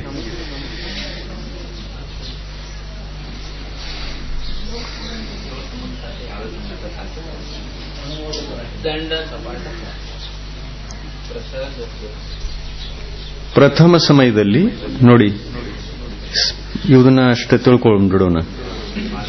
ಪ್ರಥಮ ಸಮಯದಲ್ಲಿ ದಂಡಾಕಾರವಾಗಿ ಹಬ್ಬಿಸಿರತಕ್ಕಂತಹ ಆ ಆತ್ಮ ಪ್ರದೇಶಗಳ ಕಾಲದಲ್ಲಿ ಯೋಗ ಯಾವುದಿರ್ತದೆ? ಕೇವಲಿ ಭಗವಂತರಿಗೆ ಔದಾರಿಕ ಕಾಯೋಗ ಇರ್ತದೆ, ಮಿಶ್ರ ಇರುಲ್ಲ. ಔದಾರಿಕ ಕಾಯೋಗ, ದಂಡಾಕಾರದಲ್ಲಿ ಔದಾರಿಕ ಕಾಯೋಗ. ಆಮೇಲೆ ಔದಾರಿಕ ಕಾಯೋಗ ಇರುವಾಗ ಅವರು ಆಹಾರಕ್ಕಿರ್ತಾರೋ ಅಥವಾ ಅನಾಹಾರಕ? ಆ ನಿಯಮದಿಂದ ಆಹಾರಕವಾಗಿರ್ತಾರೆ. ಆಮೇಲೆ ಪರ್ಯಾಪ್ತ ಇರ್ತಾರೋ ಅಥವಾ ಅಪರ್ಯಾಪ್ತ? ಅವರು ಪರ್ಯಾಪ್ತ. ಯಾಕಂದ್ರೆ ಔದಾರಿಕ ಕಾಯೋಗದಲ್ಲಿ ಪರ್ಯಾಪ್ತ ಅವಸ್ಥೆ ಇರ್ತದೆ, ಅದರಿಂದ ಪರ್ಯಾಪ್ತಕ. ಇನ್ನು ಇದರಲ್ಲಿ ಪ್ರಾಣಗಳು ಎಷ್ಟು? ಔದಾರಿಕ ಕಾಯೋಗದಲ್ಲಿ ಪ್ರಾಣಗಳು 4. ಟಿಪ್ಪಣಿಯಲ್ಲಿ ಧವಲಾದ ಟಿಪ್ಪಣಿ ಇದೆ. 4 ಯೋಗಗಳು ಕೂಡ, 4 ಪ್ರಾಣಗಳು ಕೂಡ ಇರಬಹುದು ಅನ್ನುವುದನ್ನ ಧವಲಾ ಪುಸ್ತಕ 2ರಲ್ಲಿ ಹೇಳಿದ್ದಾರೆ. ಯಾವ್ಯಾವು? ಕಾಯ, ಆಯು, ಶ್ವಾಸ, ವಚನ. ಇವು 4 ಪ್ರಾಣಗಳು ಇರಬಹುದು. ಪರ್ಯಾಪ್ತಿಗಳು ಎಷ್ಟಿರಬಹುದು? 6 ಪರ್ಯಾಪ್ತಿಗಳಿರಬಹುದು. ಈ ತರ ದಂಡ ಕಪಾಟದ ವಿಷಯದಲ್ಲಿ ಏನು, ಎಷ್ಟು, ಎಂತು ಅನ್ನೋದನ್ನು ಕೊಟ್ಟರು. ಇನ್ನ ಕಪಾಟ ಸಮುದ್ಘಾತದಲ್ಲಿ ಯಾವ ಯೋಗ ಇರ್ತದೆ? ಔದಾರಿಕ ಮಿಶ್ರಕ ಯೋಗ.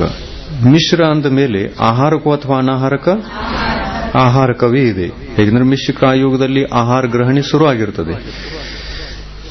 ಪರ್ಯಾಪ್ತಕ್ಕಿರ್ತದೆ, ಅಪರ್ಯಾಪ್ತಕ? ಅಪರ್ಯಾಪ್ತಕ. ಪ್ರಾಣಗಳು ಎಷ್ಟಿರ್ತಾವ ಅವಾಗ? ಕಾಯ ಪ್ರಾಣ 1, ಆಯು 1,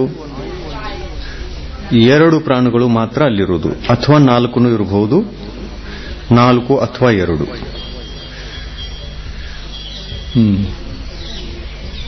4 ಅಥವಾ 2. ಲಬ್ಧಿ ಅಪೇಕ್ಷೆಯಿಂದ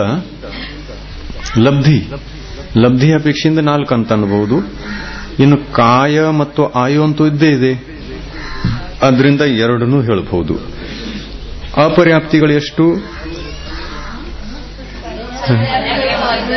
ಪರ್ಯಾಪ್ತಿಗಳು ಎಷ್ಟು? ಅಪರ್ಯಾಪ್ತಿ 6 ಅಪರ್ಯಾಪ್ತಿ, 6 ಅಪರ್ಯಾಪ್ತಿ. ಈ ತರ 6 ಅಪರ್ಯಾಪ್ತಿ ಇರೋವಲ್ಲ, ಮಿಶ್ರ ಇದೆ. ತೃತೀಯ ಸಮದ್ಘಾತದಲ್ಲಿ ಪ್ರತರ ಇದರಲ್ಲಿ ಯೋಗ ಯಾವುದು? कार्मन का योग प्रतर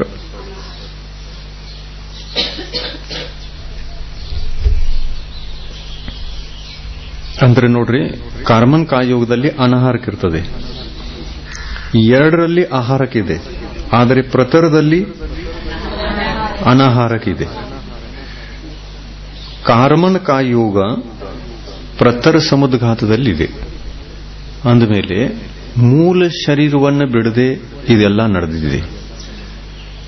ಮೂಲ ಶರೀರದಲ್ಲಿ ಆತ್ಮ ಇದ್ರೂ ಕೂಡ ಪ್ರತರ ಸಮುದ್ಘಾತದ ಕಾಲದಲ್ಲಿ ಔದಾರಿಕ ವರ್ಗಣೆಗಳನ್ನ, ಅಂದರೆ ಅವರಿಗೆ ಯಾವ ಆಹಾರ ಇದೆ? ನೋ ಕರ್ಮಾಹಾರ. ಪುದ್ಗಲ್ ಪರಮಾಣುಗಳನ್ನು ಗ್ರಹಣ ಮಾಡಿ ಔದಾರಿಕ ಶರೀರದ ಸ್ಥಿರವಾಗಿ ಉಳಿಯತಕ್ಕಂಥ ಪರಮಾಣುಗಳನ್ನು ಅವರು ಸಂಪೂರ್ಣ ಶರೀರ ಪ್ರದೇಶಗಳಿಂದ ಗ್ರಹಣ ಮಾಡ್ತಾರೆ. ಅದು ನಿಂತು ಹೋಗ್ತದೆ. ಯಾವಾಗ? ಪ್ರತರ ಸಮುದ್ಘಾತದಲ್ಲಿ. ಔದಾರಿಕದಲ್ಲಿ ನಿಲ್ಲಲ್ಲ. ಔದಾರಿಕ ಮಿಶ್ರ ಕಾಯೋಗದಲ್ಲಿಯೂ ಕೂಡ ನಿಲ್ಲುವುದಿಲ್ಲ. ಆದರೆ ಪ್ರತರ ಸಮುದ್ಘಾತದಲ್ಲಿ ಅದು ನಿಲ್ತದೆ. ಅನಾಹಾರಕ್ಕಾಗಿಬಿಡ್ತಾರೆ ಅವರು. ಒಂದು ಸಮಯದ ಇದಿದೆಯಲ್ಲದು, ಒಂದು ಸಮಯ ನಿಲ್ತದೆ ಅಷ್ಟೇ.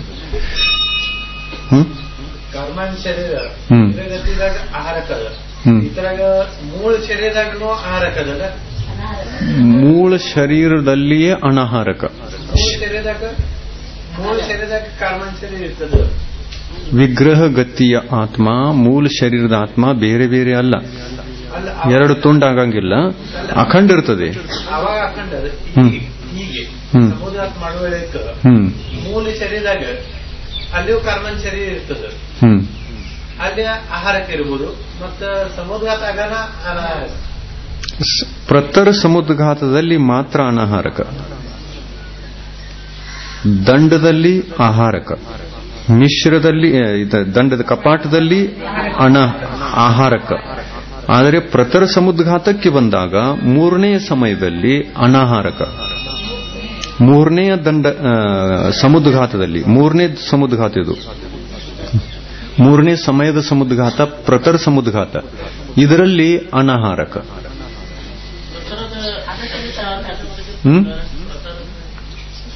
ಪ್ರತರ ಅಂದ್ರೆ ಆತ್ಮ ಪ್ರದೇಶಗಳನ್ನೆಲ್ಲ ಪಸರಿಸಲಿಕ್ಕೆ ಶುರು ಮಾಡೋದು. ನೋಡಿ, ದಂಡಾಗಿತ್ತು, ಕಪಾಟ ಆಯಿತು. ಇನ್ನು ಕಪಾಟ ಆಕಾರವನ್ನ ಕ್ಯಾನ್ಸಲ್ ಮಾಡೋದು, ಪಸರಿಸೋದು ಎಲ್ಲಾ ಕಡೆಗೆ, ಸ್ಪ್ರೆಡ್ ಮಾಡೋದು ಎಲ್ಲಾ ಕಡೆಗೆ. ಆಮೇಲೆ ಲೋಕಪೂರ್ಣ, ಲೋಕದ ಸಮಸ್ತ ಪ್ರದೇಶಗಳಲ್ಲೆಲ್ಲ ಲೋಕ ತುಂಬ ಆತ್ಮ ಪ್ರದೇಶಗಳನ್ನು ಮಾಡಿಕೊಳ್ಳೋದು. ಅಂದರೆ ಒಂದು ಆತ್ಮ, ಮನುಷ್ಯನ ಆತ್ಮ ಎಷ್ಟು ದೊಡ್ಡದಾಗಬಹುದು ಅಂತಂದ್ರೆ 3 ಲೋಕವನ್ನೆಲ್ಲ ತುಂಬಬಹುದು. ನಮ್ಮ ಆತ್ಮನನ್ನ 3 ಲೋಕದಲ್ಲೆಲ್ಲ ಗಚ್ಚಿ ತುಂಬಬಹುದು. ಆ ಡಬ್ಬಿ ಆಕಾರ ನೋಡೋದು 3 ಲೋಕದ ಆ ತರದ ಆಕಾರ ಆಗ್ತದೆ ಆತ್ಮದ್ದು. ಅದಕ್ಕೆ 3 ಲೋಕದ ಮಾಲೀಕ ಅಂತ ಮನುಷ್ಯನಿಗೆ ಯಾಕೆ ಹೇಳಿದ್ರು? ಈ ತರದ ಸಮುದ್ಘಾತ ಯಾವ ಗತಿಯಲ್ಲೂ ಮಾಡಕ್ ಸಾಧ್ಯ ಇಲ್ಲ. ಕೇವಲ ಜ್ಞಾನ ಪ್ರಾಪ್ತ ಆದಾಗ ಕೇವಲ ಜ್ಞಾನಿಗಳು ಅನಂತ ಶಕ್ತಿಶಾಲಿ. ಈ ಅನಂತ ಶಕ್ತಿಯನ್ನು ಬಳಸಿಕೊಂಡು ಆತ್ಮ ಪ್ರದೇಶಗಳನ್ನ ಹೊರಗೆ ತೆಗೆದು 3 ಲೋಕದಲ್ಲೆಲ್ಲ ತುಂಬಿ ಬಿಡಬಹುದು. ಅದನ್ನು ತುಂಬಿದಾಗ ಎಲ್ಲಾ ಕರ್ಮಗಳು ಅವುಗಳ ಸ್ಥಿತಿ ಬಂದೆಲ್ಲ ಸಮಾನ ಆಗಿಬಿಡುತ್ತದೆ. ಆಯು ಕರ್ಮದ ಸಮಾನವಾಗಿ ಉಳಿದ ಕರ್ಮಗಳ ಸ್ಥಿತಿ ಬಂದ ಸಮಾನ ಆಗಿಬಿಡುತ್ತದೆ.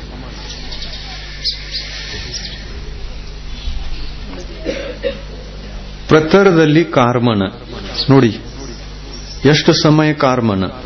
1, 2, 3 3 ಸಲ ಕಾರ್ಮನ. 1ನೇ ಸಮಯದಲ್ಲಿ ಕಾರ್ಮನ ಅಂದ್ರೆ 3ನೇ ಸಮಯದಲ್ಲಿ ಕಾರ್ಮನ, 4ನೇ ಸಮಯದಲ್ಲಿ ಕಾರ್ಮನ, 5ನೇ ಸಮಯದಲ್ಲಿ ಕಾರ್ಮನ. 3 ಸಮಯ. 3 ಸಮಯ ಅಂದ್ರೆ ಎಷ್ಟು ಸಣ್ಣ ಕಾಲದು? 1 ಸೆಕೆಂದಿನ ಅಸಂಖ್ಯಾತದ ಭಾಗ.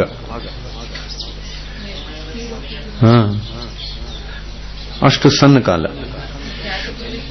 1 ಸೆಕೆಂದನೂ ಅಲ್ಲದು, ಬಹಳ ದೊಡ್ಡದಾಯ್ತು. ಅಷ್ಟು ಸಮಯ ಅನಾಹಾರಕ್ಕಿದ್ದಾರೆ ಅವರು. ಆತ್ಮ ಪ್ರದೇಶ ಅಷ್ಟು. ಆತ್ಮ ಪ್ರದೇಶ ಸ್ಪೀಡ್ ಅಂತಲ್ಲ, ಸ್ಪೀಡ್ ಅನ್ಬಹುದು. ಯಾಕಂತಂದ್ರೆ ಸಮುದ್ಘಾತ, ದಂಡ, ಕಪಾಟ, ಪ್ರತರ, ಲೋಕಪೂರ್ಣ ಮತ್ತೆ ಮರಳಿ ಎಂಟನೇ ಸಮಯದಲ್ಲಿ ದಂಡ, ಕಪಾಟ, ಪ್ರತರ, ಲೋಕಪೂರ್ಣ ಮತ್ತೆ ಪ್ರತರ, ಕಪಾಟ, ದಂಡ, ಶರೀರ ಪ್ರವೇಶ. ಎಷ್ಟು ಸಮಯ ಇರ್ತದೆ ಸಮುದ್ಘಾತ ಮಾಡಲಿಕ್ಕೆ? 8 ಸಮಯ ಬೇಕು. 8 ಸಮಯ ಅಂದ್ರೆ ಎಷ್ಟು ಕಾಲ? ಒಂದು ಸಂಖ್ಯಾದ ಅಸಂಖ್ಯಾತದ ಭಾಗ, 1 ಸೆಕೆಂಡಿನ ಅಸಂಖ್ಯಾತದ ಭಾಗ. ಅಷ್ಟರಲ್ಲಿ ಎಲ್ಲಾ ಕರ್ಮಗಳನ್ನ ಸಮಾನ ಮಾಡಿಬಿಟ್ಟಿರ್ತಾರೆ.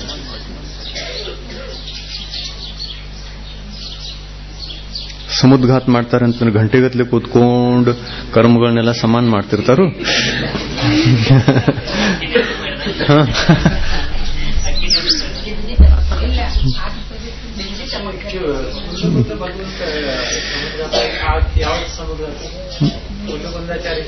ಕುಂದಾಚಾರ್ಯರಿಗೆ ಸಮುದ್ಘಾತ ಇಲ್ಲ.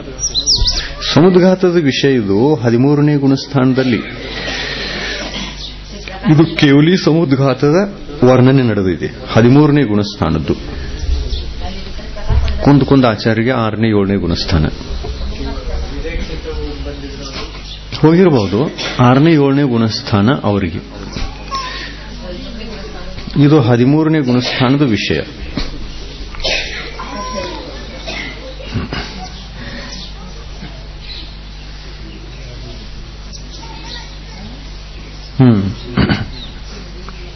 ಐದನೇ ಯಾವುದು ಬಂತು? ಕಪಾಟ. ಪ್ರತರದಲ್ಲಿ ಕಾರ್ಮಣ, ಅನಾಹಾರಕ, ಅಪರ್ಯಾಪ್ತಕ್ಕಿರ್ತದೆ. ಪ್ರಾಣಗಳಲ್ಲಿ 2 ಪ್ರಾಣ, ಕಾಯ ಮತ್ತು ಆಯು. ಇನ್ನು 4ನೇ ಸಮಯದಲ್ಲಿ ಲೋಕಪೂರ್ಣ ಸಮುದ್ಘಾತ. ಇದರಲ್ಲಿ ಕಾರ್ಮನ್ ಕಾಯೋಗಿದೆ, ಅನಾಹಾರಕ, ಅಪರ್ಯಾಪ್ತ 2 ಪ್ರಾಣಗಳು, 6 ಅಪರ್ಯಾಪ್ತಿಗಳು. ಇನ್ನು ಪಂಚಮ ಸಮಯದಲ್ಲಿ ಆಯ್ತಲ್ಲ, ಪಂಚಮ ಸಮಯದಲ್ಲಿ ಪ್ರತರ. ಇದರಲ್ಲೂ ಕೂಡ ಕಾರ್ಮನ್ ಕಾಯೋಗ, ಅನಾಹಾರಕ 2 ಪ್ರಾಣಗಳಿರ್ತವೆ, ಅಪರ್ಯಾಪ್ತಕ್ಕಾಗಿರ್ತದೆ, 6 ಅಪರ್ಯಾಪ್ತಿಗಳು. ಷಟ್ ಸಮಯದಲ್ಲಿ ಕಪಾಟ, ಔದಾರಿಕ ಮಿಶ್ರ. ಕಪಾಟದಲ್ಲಿ ಔದಾರಿಕ ಮಿಶ್ರ ಮೇಲೆ ಹೇಳಿದಂತೆ. ಇಲ್ಲೂ ಕೂಡ ಪುನಃ ಮರಳಿ ಬರುವಾಗ ಸಂಕುಚಿತಗೊಳಿಸುವಾಗಲೂ ಕೂಡ ಔದಾರಿಕ ಮಿಶ್ರ ಇದೆ. ಆಹಾರಕ, ಆಮೇಲೆ ಅಪರ್ಯಾಪ್ತ. ಪ್ರಾಣಗಳಲ್ಲಿಯ 4 ಅಥವಾ 2 ಪ್ರಾಣಗಳು, ಪರ್ಯಾಪ್ತಿಗಳಲ್ಲಿ 6 ಅಪರ್ಯಾಪ್ತಿಗಳು.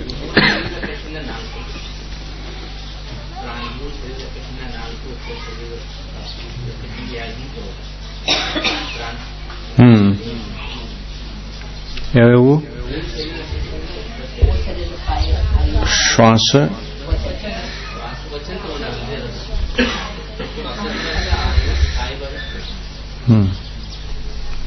ಹಾಗೇನಿಲ್ಲ, ಆ ಥರ ಪೃಥಕ್ ಮಾಡಕ್ಕಾಗಲ್ಲ. ಆತ್ಮಪ್ರದೇಶ ಒಂದೇ ಇರ್ತದೆ ಅಲ್ಲ.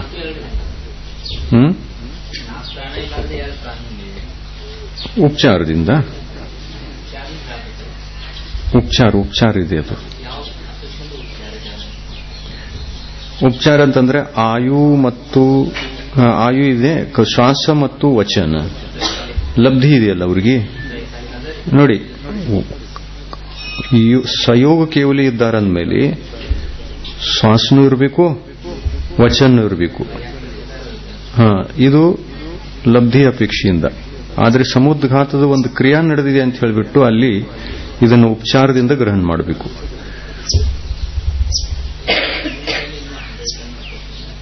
ಮೂಲ ಶರೀರ ಇದ್ದೇ ಇದೆ, ಅದಕ್ಕಂತ ವಚನ ಯೋಗ ಮತ್ತು ಶ್ವಾಸವನ್ನು ತಗೊಳ್ತಾ ಇದ್ದಾರೆ.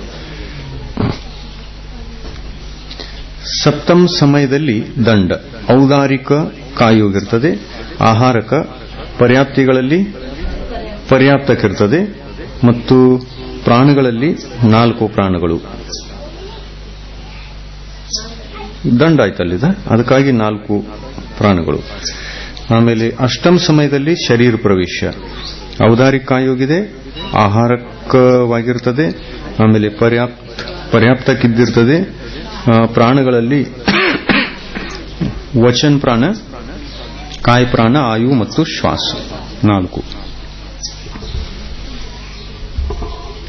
ಶೋಭಿಷ್ಠಾನ ಹಚ್ಚುವಾಗ ಈ ಚಾರ್ಟ್ ಬಹಳ ಕೆಲಸಕ್ಕೆ ಬರುವಂತದ್ದು. ಯಾವ ಸಮಯದಲ್ಲಿ ಎಷ್ಟು ಪ್ರಾಣಗಳು ಎಷ್ಟು ಪರ್ಯಾಪ್ತಿಗಳು ಅನ್ನೋದನ್ನು ನೋಡಲಿಕ್ಕೆ ಇದು ಅನುಕೂಲ ಆಗ್ತದೆ. ಇನ್ನು ಸಯೋಗ ಕೇವಲಿ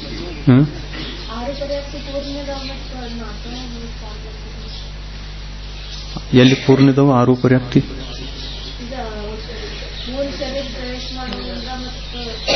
ಹಾ, ಪರ್ಯಾಪ್ತಿ ನಾಮಕರ್ಮದ ಉದಯ ಇದೆಯಲ್ಲ ಅದಕ್ಕೆ ಪ್ರಾಣ ಪರ್ಯಾಪ್ತಿ ಕಾರಣ ಪ್ರಾಣ ಕಾರ್ಯ ಅಂದಮೇಲೆ ಪರ್ಯಾಪ್ತಿ ನಾಮಕರ್ಮದ ಉದಯದಿಂದ 6 ಪರ್ಯಾಪ್ತಿ ಉಪಚಾರದಿಂದ ಗ್ರಹಣ ಮಾಡಬೇಕು. ಎಲ್ಲಿ ನಿಲ್ತೀವಲ್ಲ ಅಲ್ಲಿ ಉಪಚಾರ ಕಥನ ಇದ್ದಿರ್ತದೆ, ಆ ಕಡೆಗೆ ಲಕ್ಷ್ಯ ಹೋಗಬೇಕು, ಉಪಚಾರ ಕಥನದ ಕಡೆಗೆ. ಇನ್ನು ಸಯೋಗ ಕೇವಲಿ ಮತ್ತು ಅಯೋಗ ಕೇವಲಿ, ಈ ಭಗವಂತರಲ್ಲಿ ಅರಿಹಂತ ಭಗವಂತರಲ್ಲಿ ಇಬ್ಬರು ಅರ್ಹಂತ ಭಗವಂತರು ಸಯೋಗ ಕೇವಲಿ ಅಯೋಗ ಕೇವಲಿ. ಇವರಿಗೆ ಇನ್ನ ಯೋಗ ಔದಾರಿಕ ಯೋಗ ಈ ತರ ಎಲ್ಲ ಹೇಳ್ತಾ ಬಂದಿವಲ್ಲ, ಹೆಚ್ಚಿಂದ ಹೆಚ್ಚು ಸಯೋಗ ಅವಸ್ಥೆಯಲ್ಲಿ ಎಷ್ಟು ಯೋಗಗಳು ಎಷ್ಟು ಪ್ರಾಣಗಳು ಅನ್ನುವುದನ್ನು ಇಲ್ಲಿ ಪ್ರತ್ಯೇಕವಾಗಿ ತಿಳಿಸಿಕೊಟ್ಟಿದ್ದಾರೆ. ಇದು ಸಾಮಾನ್ಯ ಕಥನವನ್ನ ಮೊದಲು ತಿಳ್ಕೊಳ್ಬೇಕು. ಸಾಮಾನ್ಯವಾಗಿ 7 ಯೋಗಗಳು. ಯೋಗಗಳೆಷ್ಟು? 7. ಯಾವ್ಯಾವ 7? ಸಯೋಗ ಕೇವಲಿ ಅವಸ್ಥೆಯಲ್ಲಿ 2 ಮನೋಯೋಗ, ಸತ್ಯ ಮನೋಯೋಗ ಮತ್ತು ಅನುಭಯ ಮನೋಯೋಗ, ಇವೆರಡು. ವಚನ ಯೋಗದಲ್ಲೂ ಕೂಡ ಅವೇ 2 ವಚನ ಯೋಗಗಳು, ಸತ್ಯ ಅನುಭಯ. ಔದಾರಿಕ ಕಾಯೋಗನೂ ಇರಬಹುದು, ಔದಾರಿಕ ಮಿಶ್ರ ಕಾಯೋಗನೂ ಆಗಬಹುದು. ಕಾರ್ಮನ್ ಕಾಯೋಗ 1, ಸಮುದ್ಘಾತದ ಸಮಯದಲ್ಲಿ ಮಿಶ್ರ ಮತ್ತು ಕಾರ್ಮನ್ 2 ಇವೆ. ಆ ಅಪೇಕ್ಷೆಯಿಂದ ಒಟ್ಟು ಸಯೋಗ ಕೇವಲಿಗಳಿಗೆ ಯೋಗಗಳು ಎಷ್ಟು ಅಂತಂದ್ರೆ 7 ಯೋಗಗಳು. ಇನ್ನು ಪರ್ಯಾಪ್ತಕ ಅಪರ್ಯಾಪ್ತಕ 2 ಇರಬಹುದು. ಪರ್ಯಾಪ್ತಿಗಳಲ್ಲಿ ಅಪರ್ಯಾಪ್ತಕನೂ ಆಗಬಹುದು, ಪರ್ಯಾಪ್ತಕನೂ ಆಗಬಹುದು. ಆಹಾರಕನೂ ಅನ್ನಿಸಿಕೊಳ್ಳಬಹುದು, ಅನಾಹಾರಕನೂ ಅನ್ನಿಸಿಕೊಳ್ಳಬಹುದು. ಪ್ರಾಣಗಳಲ್ಲಿ 4 ಪ್ರಾಣಗಳಿವೆ. ವಚನ, ಕಾಯ, ಆಯು ಮತ್ತು ಶ್ವಾಸೋಚ್ಛ್ವಾಸ ಇವು ಉತ್ಕೃಷ್ಟವಾಗಿ ಇರುವಂತಹ 4 ಪ್ರಾಣಗಳು. ಇನ್ನು ಪರ್ಯಾಪ್ತಿಗಳಲ್ಲಿ 6 ಪರ್ಯಾಪ್ತಿ ಅಂತನೂ ಹೇಳಬೇಕು, 6 ಅಪರ್ಯಾಪ್ತಿ ಅಂತನೂ ಹೇಳಬೇಕು. ಇದು ಸಾಮಾನ್ಯ ಕಥನ. ಇನ್ನು ಪರ್ಯಾಪ್ತಕದಲ್ಲಿ ಎಷ್ಟು ಯೋಗಗಳು, ಅಪರ್ಯಾಪ್ತಕದಲ್ಲಿ ಎಷ್ಟು ಯೋಗಗಳು ಕೆಳಗಡೆಗೆ ಹೇಳ್ತಾರೆ. ಪರ್ಯಾಪ್ತಕ ಅವಸ್ಥೆಯಲ್ಲಿ 5 ಯೋಗಗಳು. ಯಾವ್ಯಾವು ಕೆಳಗಡೆ ಕೊಟ್ಟಿದ್ದಾರೆ ನೋಡಿ ಟಿಪ್ಪಣಿ. ಮನೋಯೋಗ 2 ಇವೆ, ವಚನ ಯೋಗ 2 ಇವೆ, ಔದಾರಿಕ ಕಾಯೋಗ 1 ಇದೆ. ಔದಾರಿಕ ಕಾಯೋಗ 1.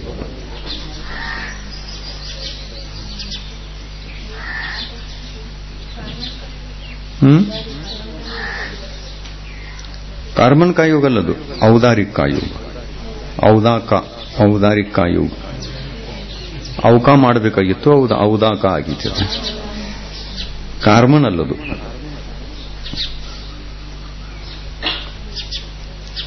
ಇನ್ನು ಆಹಾರಕದಲ್ಲಿ ಆಹಾರಕ 1 ಇದೆ. ವಿಶೇಷ ಕಥನ ಇದು. ಪರ್ಯಾಪ್ತಕ ಅವಸ್ಥೆಯಲ್ಲಿ ಹೇಳ್ತಾ ಇರುವುದರಿಂದ ಆಹಾರಕ. ಇನ್ನು ಪರ್ಯಾಪ್ತಕದಲ್ಲಿ ಪರ್ಯಾಪ್ತಕ ಅನಿಸಿಕೊಳ್ತದೆ. ಪ್ರಾಣಗಳೆಷ್ಟು? 4 ಪ್ರಾಣಗಳು, ವಚನ, ಕಾಯ, ಆಯು ಮತ್ತು ಶ್ವಾಸ. ಇನ್ನು 6 ಪ್ರಕಾರದ ಪರ್ಯಾಪ್ತಿಗಳು ಪರ್ಯಾಪ್ತಕ. ಇನ್ನು ಅಪರ್ಯಾಪ್ತಕ ಅವಸ್ಥೆಯಲ್ಲಿ ಎಷ್ಟು ಯೋಗಗಳು? 2 ಯೋಗಗಳು. ಯಾವ್ಯಾವು ಕೆಳಗಡೆ ಕೊಟ್ಟಿದ್ದಾರೆ. ಔದಾರಿಕ ಮಿಶ್ರ ಮತ್ತು ಕಾರ್ಮನ 2 ಯೋಗಗಳು. ಆಮೇಲೆ ಆಹಾರಕೋ ಅಥವಾ ಅನಾಹಾರಕ 2 ಇದೆ. ಕಾರ್ಮನದಲ್ಲಿ ಅನಾಹಾರಕ ಮತ್ತು ಮಿಶ್ರದಲ್ಲಿ ಆಹಾರಕ. ಇನ್ನು ಪರ್ಯಾಪ್ತದಲ್ಲಿ ಅಪರ್ಯಾಪ್ತ ಅಂತ ಅನ್ಬೇಕು. ಅಪರ್ಯಾಪ್ತ ಪ್ರಾಣಗಳು 2, ಆಯು ಮತ್ತು ಕಾಯ. ಆಮೇಲೆ ಪರ್ಯಾಪ್ತಿಗಳು 6 ಅಪರ್ಯಾಪ್ತಿ. ಇದು ವಿಶೇಷ ಕಥನ ಆಯಿತು. ಪರ್ಯಾಪ್ತಕದಲ್ಲಿ ಎಷ್ಟು, ಅಪರ್ಯಾಪ್ತಕದಲ್ಲಿ ಎಷ್ಟು ಮತ್ತು ಸಾಮಾನ್ಯವಾಗಿ ಎಷ್ಟು. ಇನ್ನು ಅಯೋಗ ಕೇವಲಿಯಲ್ಲಿ ಅಯೋಗ ಕೇವಲಿ ಭಗವಂತರು 14ನೇ ಗುಣಸ್ಥಾನದವರು. ಅವರಿಗೆ ಯಾವುದೇ ಪ್ರಕಾರದ ಯೋಗ ಇನ್ನಿಲ್ಲ. ಯಾಕೆಂದ್ರೆ ಯೋಗ ನಿಗ್ರಹ ಮಾಡಿ 14ನೇ ಗುಣಸ್ಥಾನವನ್ನು ಪಡೆದರು. 13ನೇ ಗುಣಸ್ಥಾನದಲ್ಲಿರುವ ತನಕ ಸಯೋಗಿ ಮತ್ತು 14ನೇ ಗುಣಸ್ಥಾನದಲ್ಲಿ ಹೋದ ನಂತರ ಅಯೋಗಿ. ಅಂದರೆ ಒಂದೂ ಯೋಗ ಅವರಿಗೆ ಇರುವುದಿಲ್ಲ. ಅನಾಹಾರಕ, ಆಹಾರಕದಲ್ಲಿ ಯಾವುದು? ಅನಾಹಾರಕ ಅವಸ್ಥೆ ಅವರಿಗೆ. ಅಂದರೆ ಶರೀರಕ್ಕೆ ಬೇಕಾಗುವಂತಹ ಪುದ್ಗಲ್ ಪರಮಾಣುಗಳು, ಶರೀರ ಸ್ಥಿರತೆಗೆ ಬೇಕಾಗುವಂತಹ ಪುದ್ಗಲ್ ಪರಮಾಣುಗಳು ಅನಾವಶ್ಯಕ. ಇನ್ನು ಅವರು ಯೋಗಿತ್ತು ಅಂತಂದ್ರೆ ಗ್ರಹಣ ಮಾಡಬಹುದು. ಇನ್ನು ಯೋಗ ನಿಗ್ರಹ ಮಾಡಿದಾರ ಅಂದಮೇಲೆ ಆಹಾರ ವರ್ಗಣೆಗಳನ್ನು ಗ್ರಹಣ ಮಾಡುವಂತಹ ಪ್ರಶ್ನೆ ಬರೋಲ್ಲ. ಅದಕ್ಕಾಗಿ ಅವರು ಅನಾಹಾರಕ. ಪರ್ಯಾಪ್ತದಲ್ಲಿ ಅವರು ಪರ್ಯಾಪ್ತಕ್ಕಿದ್ದಾರೆ.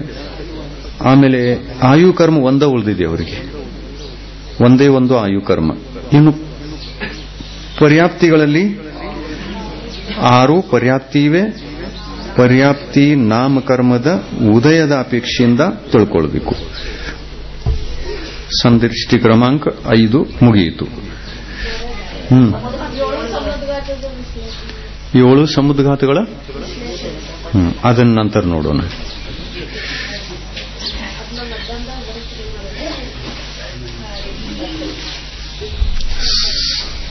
ಸಮುದ್ಘಾತದ ಅದ್ರಾಗ ಬಹಳ ವಿಕಲ್ಪ ಇದಾವ, ಶಂಕಾ ಉತ್ಪನ್ನ ಆಗ್ತಾವ. ಅದ್ರ ಅಷ್ಟು ಕ್ಲಿಯರ್ ವಿಷಯ ಆಗಮದಲ್ಲಿ ಸಿಗದೇ ಇರುವ ಕಾರಣ ಬಹಳಷ್ಟು ಪ್ರಶ್ನೆಗಳು ಬರ್ತಾವ. ಅದ್ರ ಅಷ್ಟೊಂದು ವಿಷಯ ಡಿಟೇಲ್ ಸಿಕ್ಕಿಲ್ಲ. ಮತ್ತು ಸಂಕ್ಷಿಪ್ತ ಏನಿದೆ ಪರಿಭಾಷೆಗಳಷ್ಟ ಬರೆಸಬಹುದು, ಅದೇ ಲಕ್ಷಣಗಳನ್ನು ಬರೆಸಬಹುದು.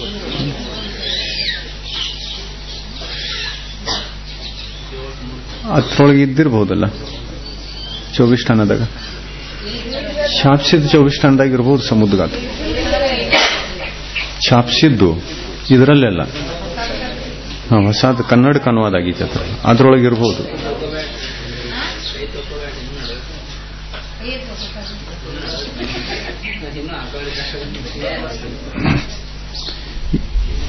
ಇನ್ನ ಐತಿ ವಿಷಯ. ಇನ್ನ ಈಗ 7:15 ಆಗೈತಿ, 7:15 ಆಗಿಲ್ಲ ಇನ್ನು.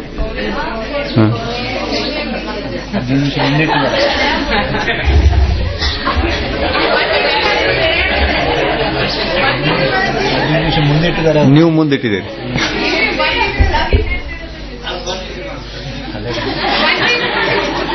ಎಲ್ಲಿ ಶುರು ಐತಿ? ಇಲ್ಲಿ ಶುರು ಐತಿ.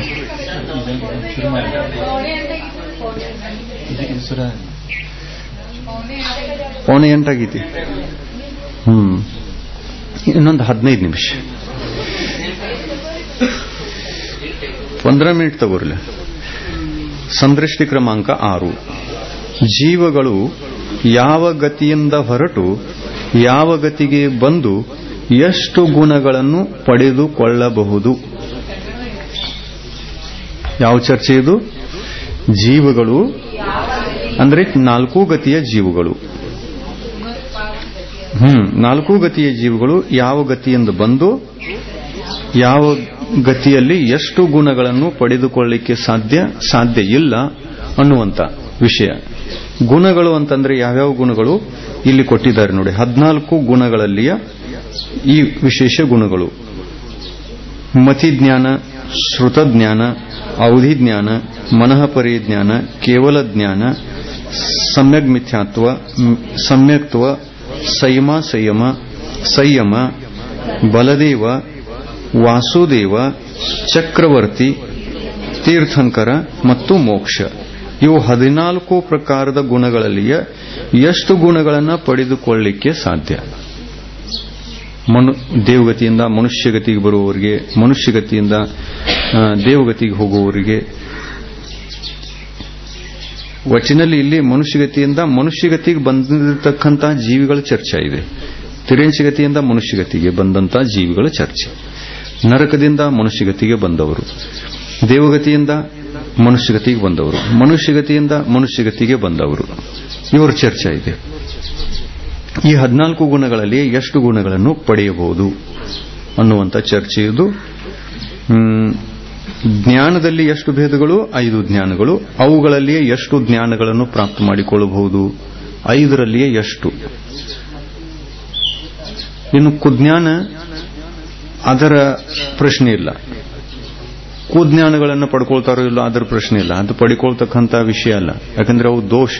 ಇಲ್ಲಿ ಗುಣಗಳನ್ನು ಎಷ್ಟು ಪ್ರಾಪ್ತ ಮಾಡ್ಕೊಳ್ತಾರೋ ಅನ್ನುವಂಥ ವಿಷಯ ಇದೆ. ಜ್ಞಾನಕ್ಕೆ 8 ಭೇದ ಇದೆಯಲ್ಲ, ಅದಕ್ಕಾಗಿ 8ರಲ್ಲಿ ಎಷ್ಟು ಪಡ್ಕೊಳ್ತಾರೆ ಅನ್ನುವಂಥ ಪ್ರಶ್ನೆ ಅಲ್ಲ. 8ರಲ್ಲಿ ಗುಣಗಳೆಷ್ಟು? 5. 3 ದೋಷಗಳು. ದೋಷಗಳಂತೂ ಅನಾದಿ ಕಾಲದಿಂದ ಇವೆ. ಅವುಗಳನ್ನೇನು ಪಡ್ಕೊಳ್ಳೋದು? ಪುರುಷಾರ್ಥ ಮಾಡಬೇಕೇನು? ಏನಿಲ್ಲ, ತಂತನ ಬಂದಿದ್ದವು. ಆದರೆ ಗುಣಗಳನ್ನು ಎಷ್ಟು ಪಡ್ಕೋದು? ಸಮ್ಯಕ್ ದೃಷ್ಟಿ ಇತ್ತು ಅಂತಂದ್ರೆ ಮತಿಜ್ಞಾನ, ಶ್ರುತಜ್ಞಾನ ಅಂತೂ ಇದ್ದೇ ಇರ್ತದೆ. ಇನ್ನು ಅವಧಿ ಜ್ಞಾನ ಇರ್ತದೆಯೋ ಅಥವಾ ಇಲ್ಲ, ಆ ಜೀವಿಗೆ ಯಾವ ಗತಿಯಿಂದ ಬತ್ತು ಆವಾಗ ಅವಧಿ ಜ್ಞಾನ ತಗೊಂಡು ಬರ್ತದೆಯೋ ಅಥವಾ ಇಲ್ಲ ಅನ್ನುವಂಥ ಚರ್ಚೆ ಇದು. ಆಮೇಲೆ ಬಂದ ನಂತರ ಮನಃಪರಿಜ್ಞಾನ ಪ್ರಾಪ್ತ ಮಾಡ್ಕೊಳ್ಬಹುದು ಅಥವಾ ಇಲ್ಲ ಅನ್ನುವಂಥ ಪ್ರಶ್ನೆನೂ ಕೂಡ ಇಲ್ಲಿದೆ. ಬಂದ ನಂತರ ಕೇವಲ ಜ್ಞಾನ ಪಡೆಯಬಹುದು ಅಥವಾ ಇಲ್ಲ, ಬಂದ ನಂತರ ಮೋಕ್ಷವನ್ನು ಪ್ರಾಪ್ತ ಮಾಡಿಕೊಳ್ಳಬಹುದು ಅಥವಾ ಇಲ್ಲ ಅನ್ನುವಂಥ ಪ್ರಶ್ನೆಗಳು ಇಲ್ಲಿವೆ. ಸಮ್ಯಕ್ತ್ವದಲ್ಲಿ 2 ಸಮ್ಯಕ್ತ್ವಗಳನ್ನು ತಗೊಂಡಿದ್ದಾರೆ, ಸಮ್ಯಕ್ ಮಿಥ್ಯಾತ್ವ ಮತ್ತು ಸಮ್ಯಕ್ತ್ವ. ಸಮ್ಯಕ್ ಮಿಥ್ಯಾತ್ವ ಸಮ್ಯಕ್ತ್ವದಿಂದ ಕೂಡಿಕೊಂಡಿದೆ, ಆದ್ದರಿಂದ ಗುಣಾಂಶ ಇದೆ ಅಲ್ಲಿ, ಆದ್ದರಿಂದ ಗುಣದಲ್ಲಿ ತಗೊಂಡಿದ್ದಾರೆ. ಸಂಯಮ ಸರ್ವಘಾತಿ ಇದ್ರೂ ಗುಣಾಂಶ ಇದೆ ಅದರೊಳಗೆ. ಈಗ ಹಾಗೆ ಸಂಯಮ ಅಂತಂದ್ರೆ 5ನೇ ಗುಣಸ್ಥಾನ ಯಾಕೆ ತಗೊಂಡ್ರು? ಆ ಸಂಯಮದ ಅಂಶ ಇದೆ ಅಲ್ಲಿ. ಸರ್ವಘಾತಿಯದು ಉದಯ ಇದ್ರೂ ಕೂಡ ಅದು ಗುಣ ಅಂತ ಅನ್ಸ್ಕೊಂತಲ್ಲ, ಸಂಯಮ. ಅದೇ ತರ ಇದು ಕೂಡ. ಇನ್ನು ಸಂಯಮದಲ್ಲಿ ಎಷ್ಟು ಸಂಯಮ? ಸಂಯಮ ಮತ್ತು ಸಂಯಮ 5ನೇ ಗುಣಸ್ಥಾನ ಪ್ರಾಪ್ತ ಮಾಡ್ಕೊಳ್ತದೋ ಅಥವಾ ಇಲ್ಲ, ಇದು ಚರ್ಚೆ ನಡೆಯೋದು. ಮುನಿ ಆಗ್ತದೋ ಅಥವಾ ಇಲ್ಲ, ಈ ತರ ಚರ್ಚೆ ಇದೆ ಮುಂದೆ ಹೋಗಿ. ಆಮೇಲೆ ಬಲದೇವ, ಶಲಕಾ ಪುರುಷರ ಪದಗಳು, ಬಲದೇವ, ವಾಸುದೇವ, ಚಕ್ರವರ್ತಿ, ತೀರ್ಥಂಕರ, ಮೋಕ್ಷ, ಇಷ್ಟು ಪರ್ಯಾಯಗಳನ್ನ ಇದು ಪ್ರಾಪ್ತ ಮಾಡಿಕೊಳ್ಳಲಿಕ್ಕೆ ಸಾಧ್ಯ ಇದೆಯೋ ಇಲ್ಲವೋ ಅನ್ನುವಂಥ ಚರ್ಚೆ ಇಲ್ಲಿದೆ. ಮೊಟ್ಟ ಮೊದಲು ನರಕಗತಿಯಿಂದ ಹೊರಟಂತ ನಾರ್ಕಿ ಜೀವಿಗಳ ಕಥನ.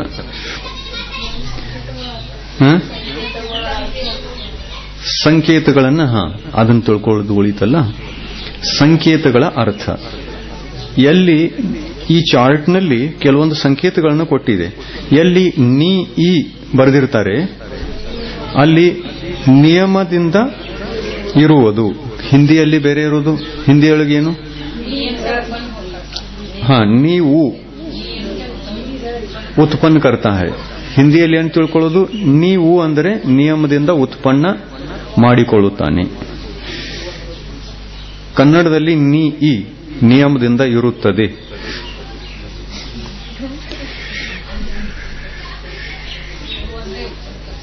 ವಿ ಇ ಅಂದರೆ ವಿಕಲ್ಪದಿಂದ ಇರುತ್ತದೆ, ಅಂದ್ರೆ ಇರಬಹುದು, ಇಲ್ಲದೇನೂ ಇರಬಹುದು. ಶ ಖ ಅಲ್ಲದು, ಇದು ಬೇಡ. ಪ್ರಾಪ್ತ ಡ್ಯಾಶ್ ಡ್ಯಾಶ್ ಇತ್ತು ಅಂತಂದ್ರೆ ಪ್ರಾಪ್ತವಾಗುವುದಿಲ್ಲ, ಅಂದ್ರೆ ಗ್ಯಾಪ್ ಬಿಟ್ಟಿತ್ತು ಅಂತಂದ್ರೆ ಪ್ರಾಪ್ತವಾಗುವುದಿಲ್ಲ. ಪ್ರ ಅಂದರೆ ಪ್ರಾಪ್ತವಾಗುವುದು, ಪ್ರಾಪ್ತವಾಗಬಹುದು, ಹಾಗೆಯೇ ಆಗುತ್ತದೆ ಅಂತಲ್ಲ, ಪ್ರಾಪ್ತವಾಗಬಹುದು. ಆಮೇಲೆ ಡ್ಯಾಶ್ ಬಿಟ್ಟಿತ್ತು ಅಂತಂದ್ರೆ ಪ್ರಾಪ್ತವಾಗುವುದಿಲ್ಲ. ನೀ ಪ್ರ ಅಂದರೆ ನಿಯಮದಿಂದ ಪ್ರಾಪ್ತವಾಗುವುದು. ನೀ ಇ ಅಂದರೆ ನಿಯಮದಿಂದ ಇರುವುದು, ನಿಯಮವಾಗಿ ಇರುವುದು. ವಿ ಇ ಅಂದರೆ ವಿಕಲ್ಪದಿಂದ ಇರುವುದು. ಆಮೇಲೆ ಇವೆಲ್ಲ ಗ್ರಂಥದ ಹೆಸರುಗಳು. ಶಖ ಅಂದ್ರೆ ಷಟ್ಖಂಡಾಗಮ, ತೀಪ ಅಂದ್ರೆ ತಿಲೋಯ್ಪನ್ನತ್ತಿ, ತ್ರಿಸ ಅಂದ್ರೆ ತ್ರಿಲೋಕಸಾರ, ಗಾಯಿ ಅಂದ್ರೆ ಗಾಥೆಯಲ್ಲಿ ಇಲ್ಲ, ಆಪ್ರ ಅಂದ್ರೆ ಆಗಮ ಪ್ರಸಿದ್ಧ, ಮೂ ಆ ಅಂದರೆ ಮೂಲಾಚಾರ, ರಾವ ಅಂದರೆ ರಾಜವಾರ್ತಿಕ, ಹಪು ಅಂದರೆ ಹರಿವಂಶ ಪುರಾಣ, ಸಂಖ್ಯಾತ ವರ್ಷಾಯುಷ್ಕ ಅಂದರೆ ಕರ್ಮಭೂಮಿಯ ಜೀವ, ಅಸಂಖ್ಯಾತ ವರ್ಷಾಯುಷ್ಕ ಅಂದರೆ ಭೋಗಭೂಮಿಯ ಜೀವ. ಈ ತರ ಇದನ್ನ ಹಚ್ಚೋಣ. ಮೊದಲು ಯಾವ ಗತಿ? ನರಕಗತಿ.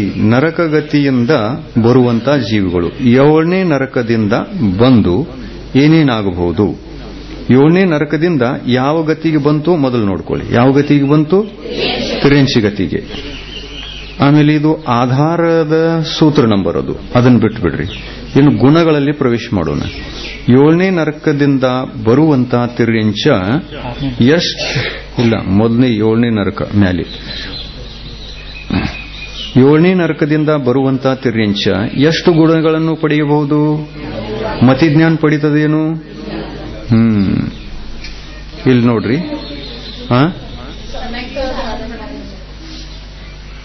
ಇಲ್ಲಲ್ಲ, ಪ್ರಾಪ್ತವಾಗುವುದಿಲ್ಲ ಅಂತ ಇದ್ದಾರೆ. ತಾತ್ಸಂಗ ಅಂದ್ರೆ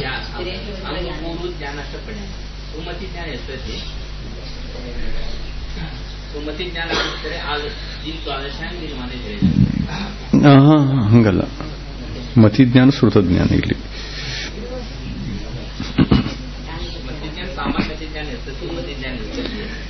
ಏಳನೇ ನರಕದಿಂದ ಬರುವಂತಹ ತಿರ್ಯಂಚಕ್ಕೆ ಕುಮತಿ ಕುಶ್ರುತ ನಿರಂತರವಾಗಿರೋದು, ಇದಕ್ಕೆ ಸಮ್ಯಕ್ ದರ್ಶನವಾಗುವುದಿಲ್ಲ.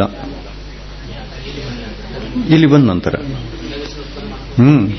ಇಲ್ಲ, ಅದ ಶುದ್ಧ ಆಯ್ತಲ್ಲ.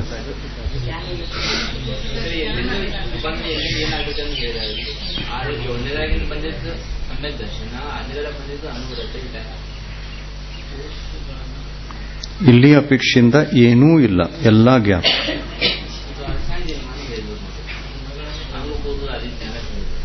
ಅಂಗಪೂರ್ವ ಜ್ಞಾನ ಅದಕ್ಕೆಲ್ಲಿದಾಗೋದು?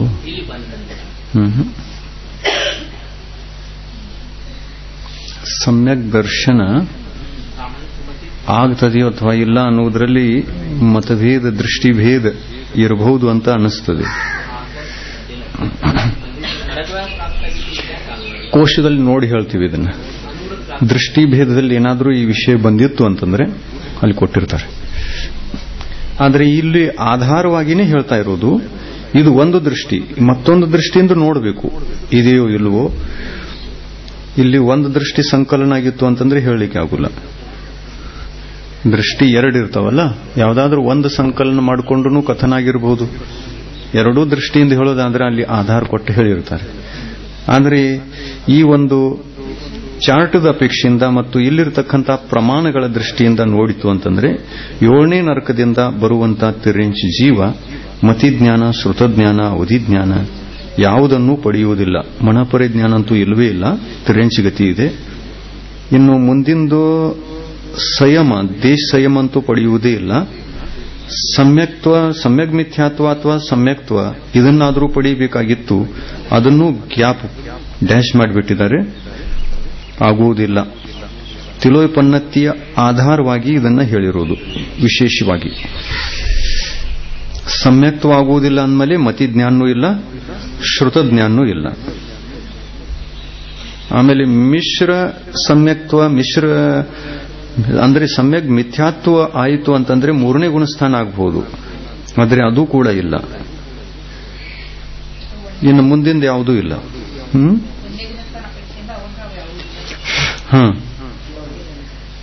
7ನೇ ನರಕದಿಂದ ಬಂದಿರತಕ್ಕಂತಹ ಜೀವ 1ನೇ ಗುಣಸ್ಥಾನದಲ್ಲಿ ಕಾಲು ಕಳೆದು ಮತ್ತೊಮ್ಮೆ ನರಕಕ್ಕೆ ಹೋಗುತ್ತದೆ. ನರಕದಲ್ಲಿ ಹೋಗಿ 7ನೇ ನರಕದಲ್ಲಿ ಹೋಗಿ ಸಮ್ಯಕ್ ದೃಷ್ಟಿ ಆಯಿತು.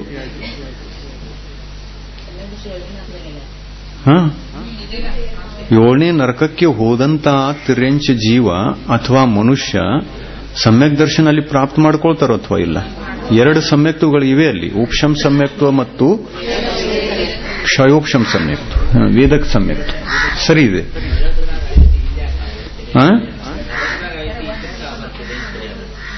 ನರಕದಲ್ಲಿ ಆಯ್ತು, ತಿರ್ಯಂಚಗತಿಗೆ ಬಂದಾಗ ಆಗಮ್ ಮೌನ್ ಇದೆ ಈ ವಿಷಯದಲ್ಲಿ.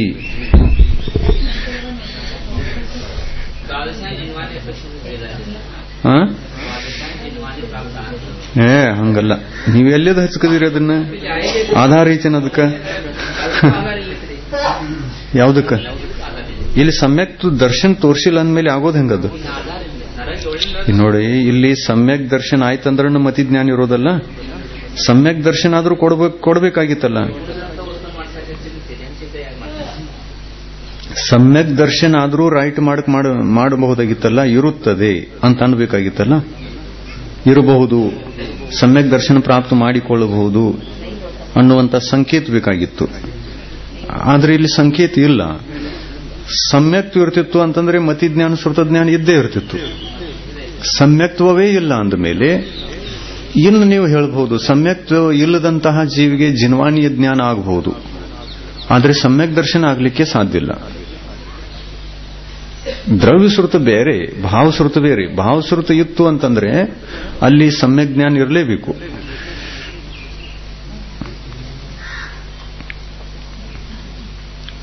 ಇನ್ನು 6ನೇ ನರಕದಿಂದ ಬಂದಂತಹ ಜೀವ ಎಷ್ಟು ಗತಿಗಳಿಗೆ ಬರಬಹುದು? 2 ಗತಿಗಳಿಗೆ ಬರಬಹುದು.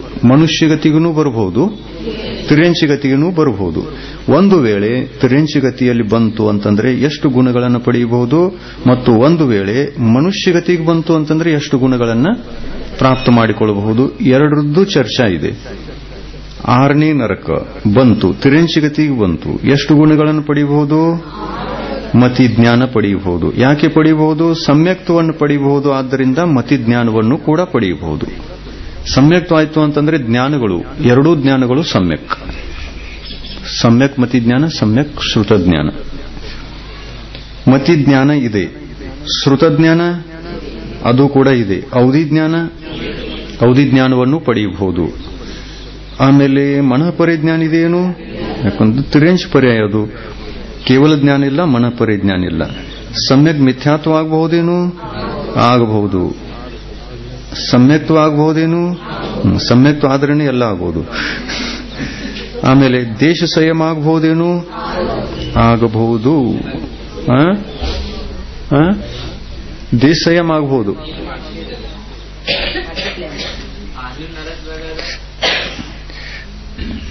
ಆರನೇ ನರಕದಿಂದ ಬಂದಂತ ಜೀವಿಗೆ ದೇಶ ಸಂಯಮ ಆಗಬಹುದು. ಸಂಯಮ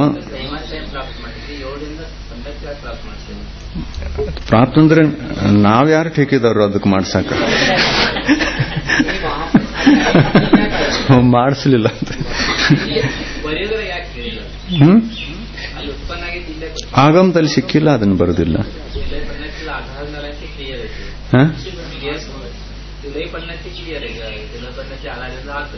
ಹೌದು, ತಿಲೋಪನ್ನತಿ ಆಧಾರದಿಂದ ಯಾವ್ದಾಗ್ತೈತಿ? ತಿಲೋಪನ್ನತಿದ್ದು ಆಧಾರ ಕೊಟ್ಟಿರೋದು ನೋಡಿಲ್ಲಿ. ಎಲ್ಲಿ?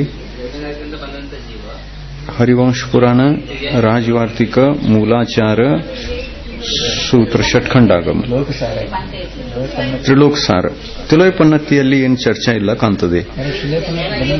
ಬಂದಿದೆಯಲ್ಲ?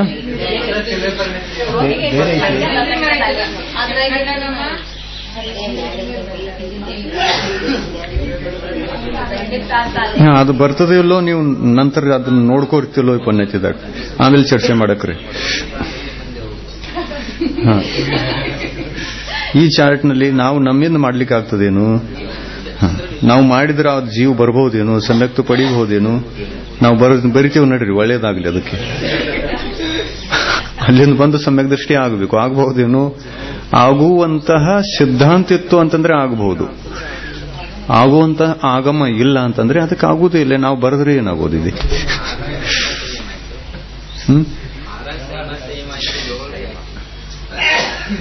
ಪಂಚಮ ಕಾಲದಲ್ಲಿ ಕೇವಲ ಜ್ಞಾನವೂ ಆಗುತ್ತದೆ. ನಾವು ಬರೆದ್ರೆ ಆಗಬಹುದು ಎಲ್ಲರಿಗೆ. ಹಂಗಾದ್ರೆ ಮಾತು ಬಹಳ ಚಲೋ ಬರಿತೇವೆ ಹೇಳ್ರಿ. ಕೇವಲ ಜ್ಞಾನ ಪಂಚಮ ಕಾಲದಲ್ಲಿಯ ಮನುಷ್ಯರಿಗೂ ಕೂಡ ಆಗುತ್ತದೆ. ಆಗಬಹುದೇನು?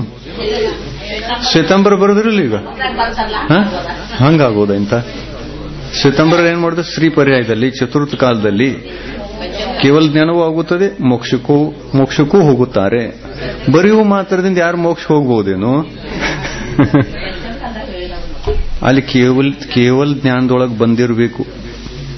ಪಂಚಮ ಕಾಲದ ಮನುಷ್ಯರು ಮೋಕ್ಷಕ್ಕೆ ಹೋಗ್ತಾರೋ ಅಥವಾ ಇಲ್ಲ. ಅಲ್ಲಿ ಬಂದಿತ್ತು ಅಂತಂದ್ರೆ ನಕ್ಕಿ ಹೋಗ್ತಾರೆ. ನೀವು ಬರೀಬೇಕು. ಆಮೇಲೆ ನೀವು ಬರೀದಿದ್ರು ಹೋಗುವುದಿಲ್ಲ ಅಂತ ಬರೆದ್ರು ಅವ್ರು ಹೋಗವ್ರೆ. ಆಗ ಮನ್ಸೋರಾಗಿ ಆಗೋದದು. ಯಾರು ಎಲ್ಲಿ ಆಧಾರ ಹಚ್ತಾರೆ? ಕಾಲ್ಪನಿಕ್ ಬರೆದು ಬಿಟ್ರು, ದ್ವೇಷದಿಂದ ಬರೆದ್ರು, ರಾಗದ್ವೇಷ ಮಾಡ್ಕೊಂಡು ಬರೆದ್ರು. ಅಂದ್ರೆ ದಿಗಂಬರ ಮತದ ಇದು ಮಾಡೋದಿತ್ತಲ್ಲ, ವಿರೋಧ ಮಾಡೋದಿತ್ತು. ಈ ದಿಗಂಬರ ಮತ ದ್ವೇಷ ಮಾಡಿಕೊಂಡು ಇದು ಸುಳ್ಳ, ನಾವು ಏನ್ ಬರಿತೀವಿ ಅದು ಸತ್ಯ, ಈ ತರ ಹೇಳು ಸುಳ್ಳಾಗಿ ಬರೆದ್ರು.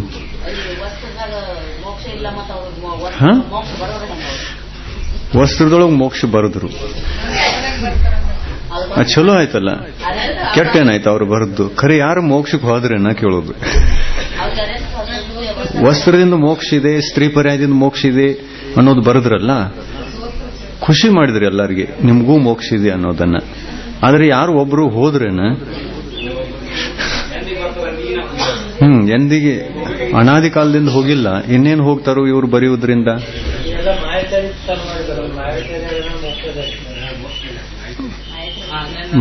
ಮಾಯಾಚಾರಿ ದ್ವೇಷದಿಂದ ಬರೆದ್ರು. ಕಷಾಯ ಜಗಳಗಳು ಅದು ಅಲ್ಲ, ಅದಕ್ಕೊಂದು ಮತಾನ ಬೇರೆ ಮಾಡ್ಕೊಳ್ಳುವಂತ ಉದ್ದೇಶಿತ್ತು, ಮತ ಬೇರೆ ಮಾಡ್ಕೊಂಡ್ರು ಅವರು. ಇನ್ನು ಅಲ್ಲ, ಇದು ಮುಗಿಲಿಲ್ಲ, ಇನ್ನು ತಿರ್ಯಂಶದ್ದು ಮುಗಿಯಿತು. ಇನ್ನು 6ನೇ ನರಕದಿಂದ ಬರುವಂತಹ ಜೀವ ಮನುಷ್ಯಗತಿಗೆ ಬಂತು ಅಂತಂದ್ರೆ ಏನೇನು ಪಡೆಯಬಹುದು? ಏನ್ ಪಡಿಬಹುದು?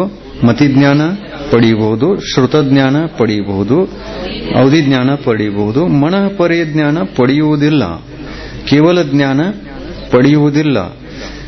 ಸಮ್ಯಕ್ತ್ವ ಪಡೆಯಬಹುದು, ಸಮ್ಯಕ್ ಮಿಥ್ಯಾತ್ವ ಪಡೆಯಬಹುದು, ಸಮ್ಯಕ್ತ್ವ ಪಡೆಯಬಹುದು. ಆಮೇಲೆ ಸಂಯಮ ಪಡೆಯಬಹುದು, ಆದರೆ ಸಂಯಮವನ್ನು ಪಡೆಯುವುದಿಲ್ಲ, ಮುನಿ ಆಗಲಿಕ್ಕೆ ಸಾಧ್ಯವಿಲ್ಲ. 6ನೇ ನರಕದಿಂದ ಬಂದು ಒಂದು ವೇಳೆ ಮನುಷ್ಯಗತಿಗೆ ಬಂದಿದ್ರೆ ಮುನಿ ಆಗಲಿಕ್ಕೆ ಸಾಧ್ಯವಿಲ್ಲ. ಯಾರು ಮುನಿ ಆಗ್ತಾರೋ ಅವರು 6ನೇ ನರಕದಿಂದ ಬಂದಿಲ್ಲ ಅಂತ ಗ್ಯಾರಂಟಿ ಆಗ್ತದೆ.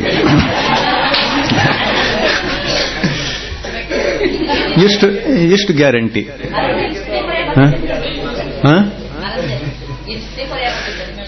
ಸ್ತ್ರೀ ಪರ್ಯಾಯ ದೇಶ ಸಂಯಮ ಅಂತ ಹೇಳಿದಾರಲ್ಲ, 6ನೇ ನರಕದಿಂದ ಬಂದು ಆರಿಕಾ ಆಗಬಹುದು. ಪುರುಷ ಪರ್ಯಾಯದಾಗ ಬರೋಲ್ಲ ಎಲ್ಲ ಹಂಗಲ್ಲ. ಪುರುಷ ಪರ್ಯಾಯಕ್ಕೆ ಬಂದರೂ ಕೂಡ ಮುನಿ ಆಗಲಿಕ್ಕೆ ಬರೋಲ್ಲ. ಆರಿಕಾ ಆಗ್ಬಹುದು, ಶುಲ್ಲಕ್ ಐಲಕ್ ಅವಶ್ಯ ತನಕ ಹೋಗಬಹುದು, 11 ಪ್ರತಿಮೆಗಳನ್ನು ಸ್ವೀಕಾರ ಮಾಡಬಹುದು. 2 ಪ್ರತಿಮಾ ತಗೊಂಡ್ರು ನಡಿ, 5ನೇ ಗುಣಸ್ಥಾನ ಆಯ್ತದ. 11ನೇ ಗುಣಸ್ಥಾನ ಅಲ್ಲ, ಪ್ರತಿಮಾ. 6ನೇ ನರಕದಿಂದ ಬಂದು 11 ಪ್ರತಿಮಾ ಸ್ವೀಕಾರ ಮಾಡ್ಲಿಕ್ಕೆ ಏನು ಅಡ್ಡಿ ಇಲ್ಲ, ಬರ್ಬೋದು. ನರಕದಿಂದ ಬರುವಂತ ಜೀವಗಳು ಇದ್ದಾವೆ ಇಲ್ಲಿ. 6ನೇ ನರಕದಿಂದ ಯಾರು ಬರಲಿಲ್ಲ ಅಂತಂದ್ರೆ ಆರಿಕಾ ಯಾರಾಗವ್ರು? ಇಲ್ಲಿ ಬರ್ಬೋದಲ್ಲ, ಹುಟ್ಟಬಹುದು. ಏನ್ ದುರ್ಲಭ ಇದೆಯೇನು 6ನೇ ನರಕದಿಂದ ಬರೋದು ಪಂಚಮ ಕಾಲದಲ್ಲಿ? ಇದು ಏನ್ ದುರ್ಲಭ ಕೇಳ್ಕದಿರಲ್ಲ. ಗಮನ. 6ನೇ ನರಕದಿಂದ ಬಂದು ಮನುಷ್ಯಗತಿಯಲ್ಲಿ ಜನ್ಮ ತಾಳಿ ದೇಶ ಸಂಯಮಿ ಆಗಬಹುದು, ಆದರೆ ಸಂಯಮಿ ಆಗಲಿಕ್ಕೆ ಸಾಧ್ಯವಿಲ್ಲ. ಇನ್ನು ಈ ಶಲಾಕಾ ಪುರುಷರ ಯಾವುದೇ ಪದವನ್ನೂ ಕೂಡ ಪಡೆಯಲಿಕ್ಕೆ ಸಾಧ್ಯವಿಲ್ಲ. ಸಾಕು, ಮಧ್ಯಾಹ್ನ ಚರ್ಚೆ ಮಾಡೋಣ.